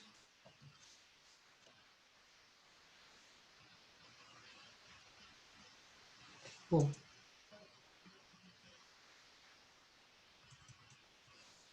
it got finished. Okay. So it says weather service latest. I think I shouldn't have added extra latest. I think it'll probably, we'll see. So what should we do now is the following. So we built the image, we put it in the right repository location so that Kubernetes, kubectl as well as Minikube can see it essentially. Next, we can just do kubectl apply minus f weather underscore minikube. Apply minus f, apply from this file. Okay, so minus f just means file. Instead of saying kubectl create deployment from this from this image, that information is there in the YAML file, right? What is the app? What is its name? What is the container? What is the image that you need to start with, and so on. Okay, so let's go here. So let's actually double check that this has the right, I think. I added an extra latest, so let me edit that. I mean, you can also edit these files directly.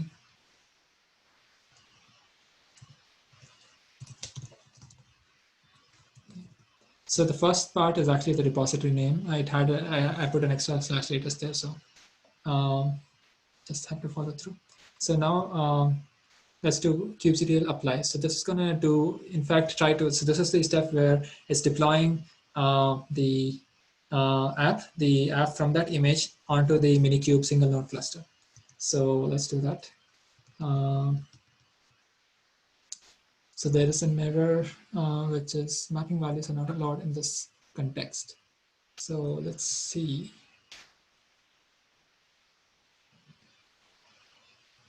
Oh, wow. There is so this is not good.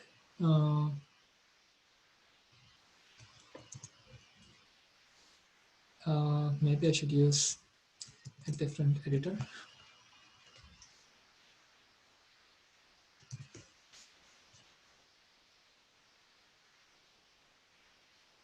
Sorry, so this is something I also cautioned in the text that you have to have really good, so the issue, so YAML is very sensitive to tabs, spaces, and each line should have one colon and so on. So there was an issue with what I wrote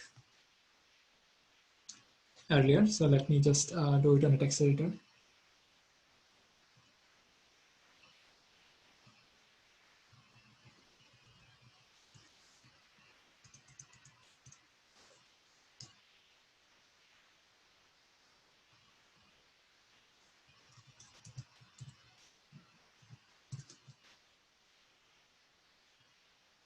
Docker with a service, and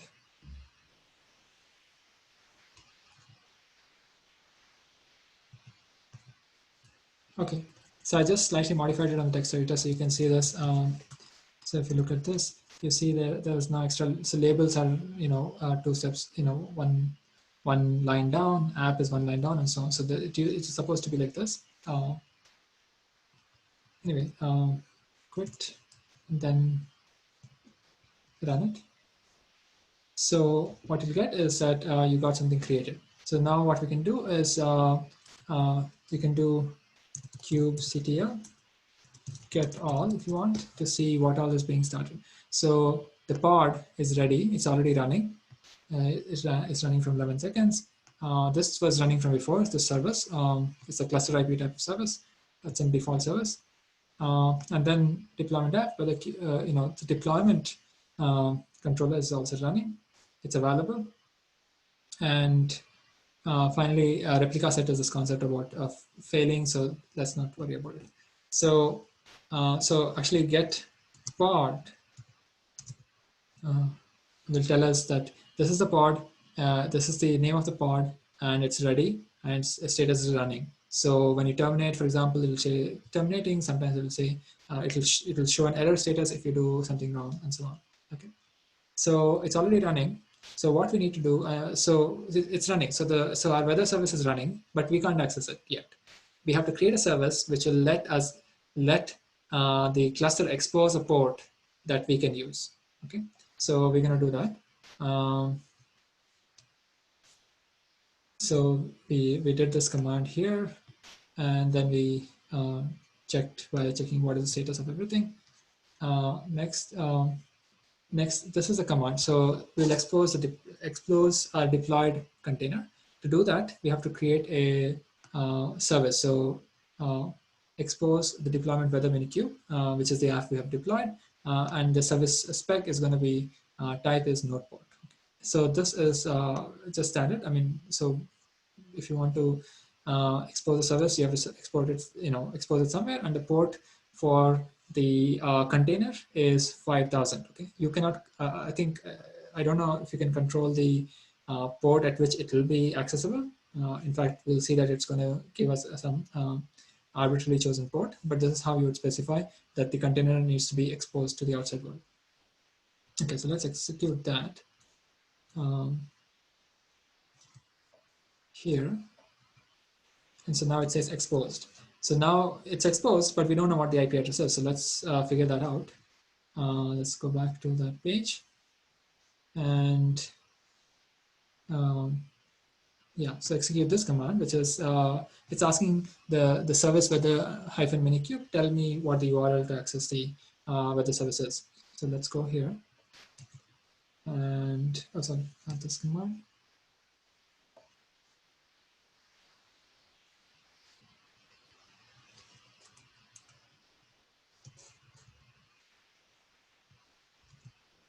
Okay. So when we run that,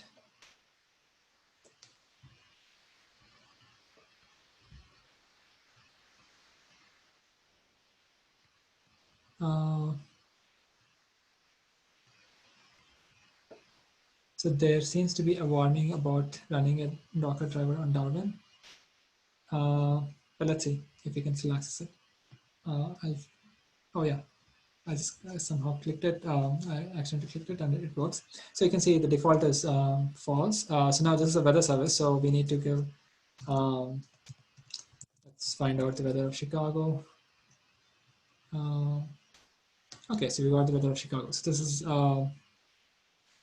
well, from this text I can't really, so I think one of us needs to write the parser to understand this output.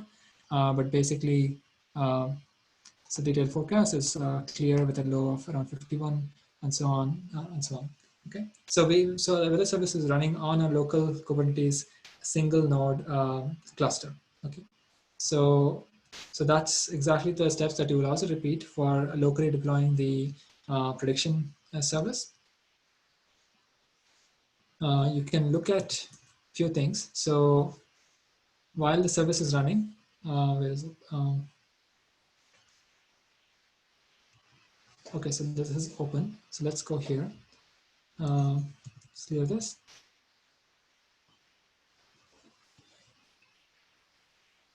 Error from server. This is not, oh, this is not the name of the pod. So kubectl get pod. This is the name of the pod.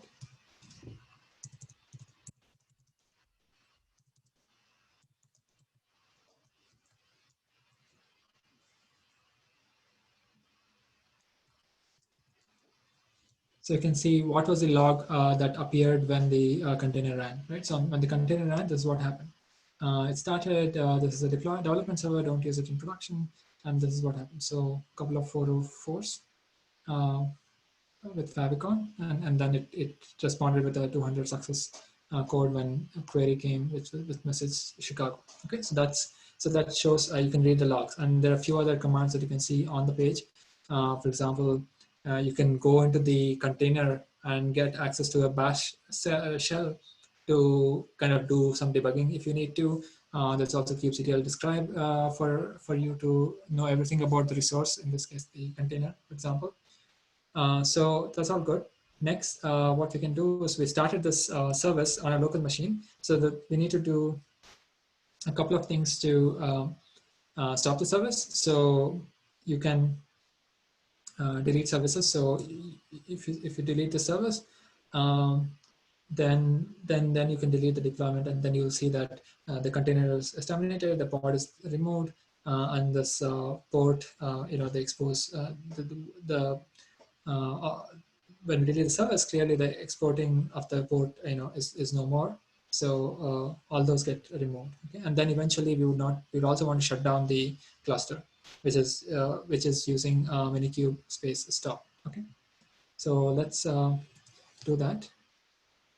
Let's see. Okay, let's go back here. Okay, this is running. So you'll see that it will get terminated.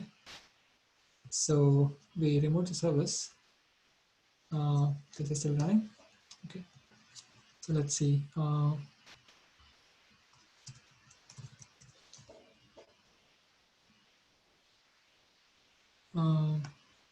So the container is still running, but the deployment is still, we have not deleted it. This service was the system service, so that is fine. So the container is still running, but I don't think we can access it. Let's see. Oh, okay, we can still access it. Problem. Okay, let's anyway finish the delete deployment.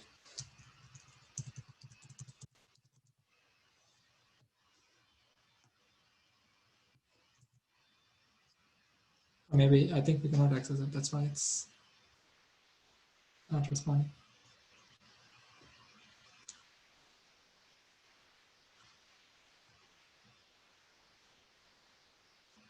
Okay, anyway, I don't think we can access it. So let's go ahead and delete the deployment as well.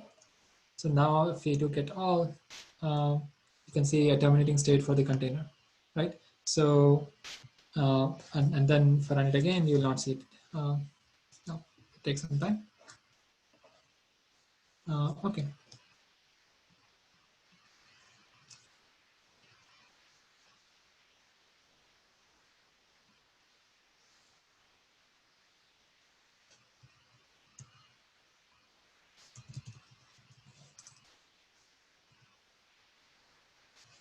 Okay, there's some issue. I mean, this is not going to run maybe. So let me, okay, I think there was this issue of, not working. So there was this warning about the terminal needs to be open to run it. And so I had to cancel it, and then it gets removed. Okay. So anyway, we removed the deployed app from the cluster, but the cluster is still running. So to terminate it or to stop it, you can just do minikube stop.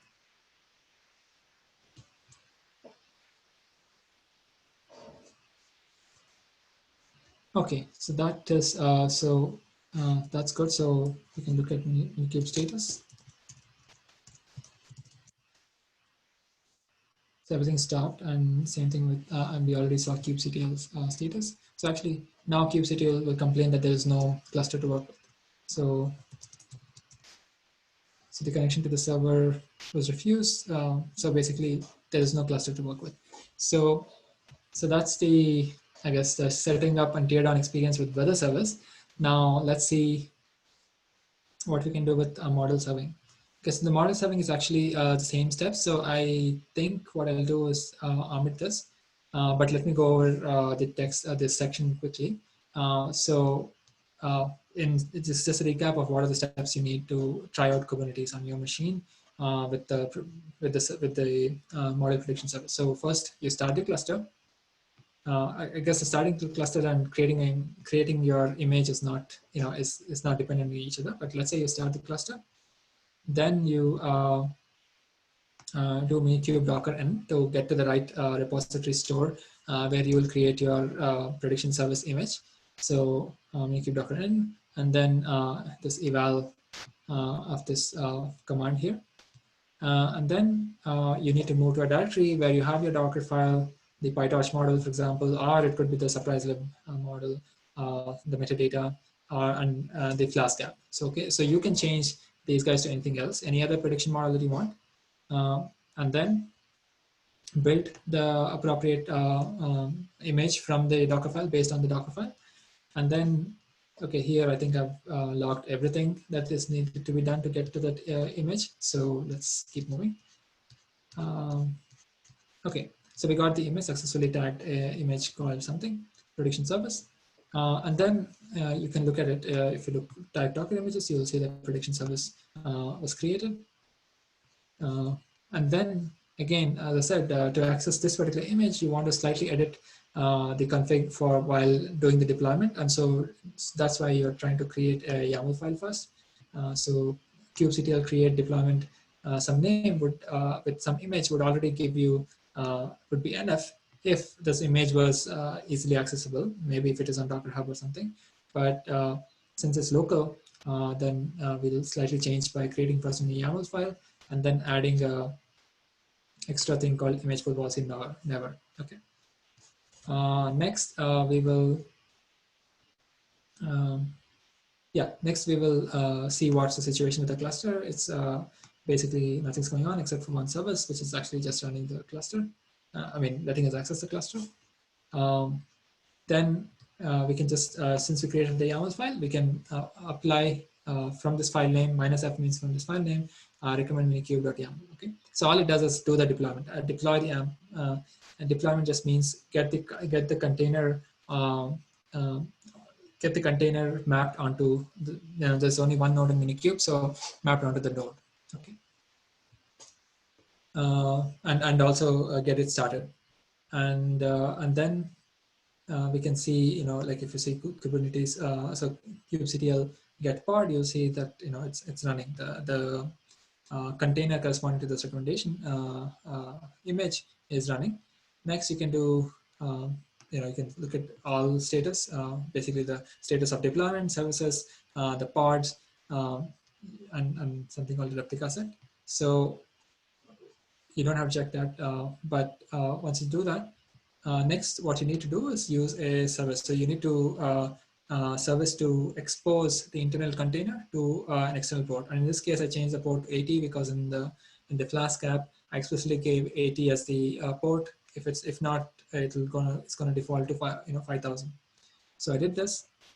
So sorry, we need to do this, and then we can get the URL using minikube service.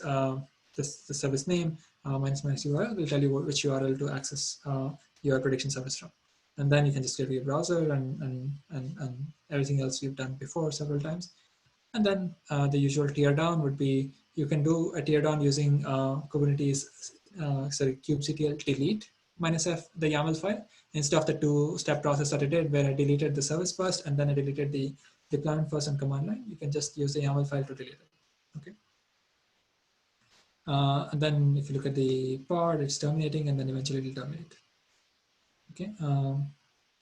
Okay. So this was just to delete the deployment. I think, as I mentioned here, you have to also delete the service. So that's the same command as before. So basically what this -f just changes is, instead of explicitly deleting on command line itself, the name of the deployment, you can use the YAML file also. Okay. And then you just stop the cluster using minikube stop. Okay, so those are the steps for playing with Kubernetes on a local machine. I strongly urge you guys to try it out and ask questions on Slack. What I did not do is orchestrating the same thing on Google Kubernetes engine. It's actually much easier. So what I'll do is early on the next class, I'm going to do that. Okay.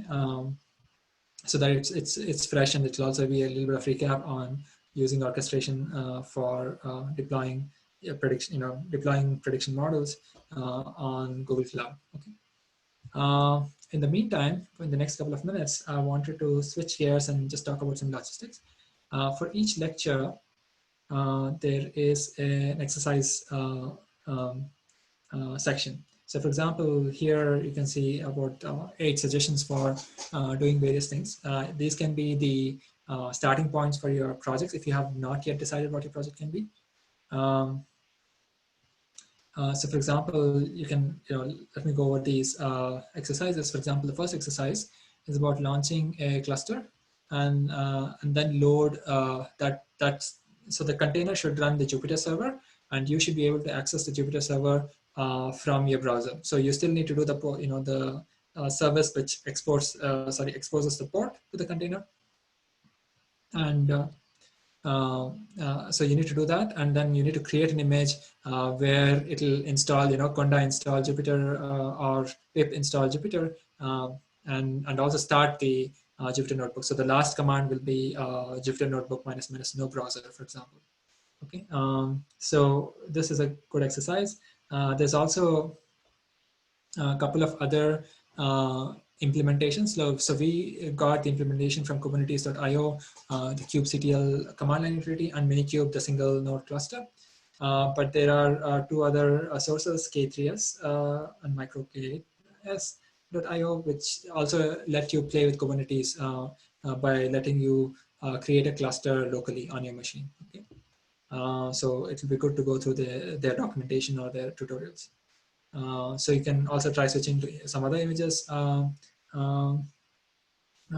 Like instead of using the image that I've been using for weather service, I was using Debian. It took some time to compile. You can directly use a Python-based image. Okay, and then definitely go through the documentation of Kubernetes and Docker, because it will give you a sense of how to scale, how to do loading, rolling updates, for example, for the Kubernetes side, and then the Docker side, more details on how to manage images and containers using like tags and so on. Okay. Next, I already mentioned how to access the shell with kubectl command, kubectl exec command. I didn't show it today, but it's worth trying that out, especially useful for debugging. The next is read the container logs. Again, this is kubectl logs, and then the container name. And this is particularly important.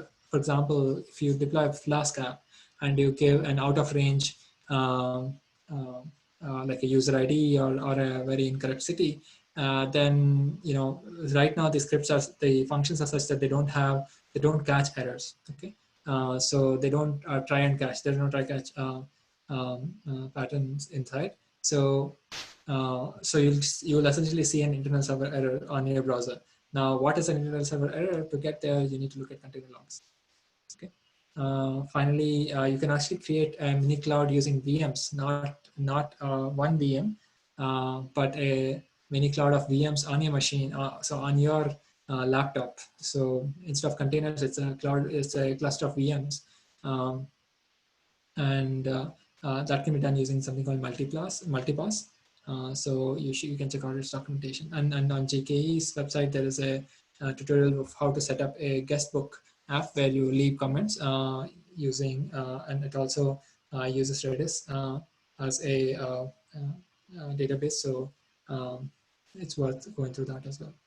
So these are the exercises for lecture 4, but the previous lectures also have similar exercises. I suggest looking at them as starting points for your projects. So any questions about what we covered today? So we're going to do orchestration with GKE towards the beginning of next class before switching topics to something else.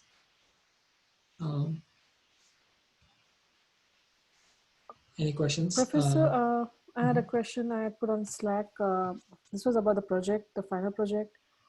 So do you expect us to do just work on one technology, use it to deploy the model, or pick two technologies and compare how the model looks or pros and cons?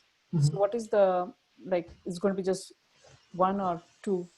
No, it's so that is actually an easy question to answer, because that is up to the capacity of the team and what you want to illustrate through your project. It's just basically it's all about exploring technologies, right, related to machine learning life cycle. Essentially, it could be deployment. So the first 4 lectures are mostly about deployment.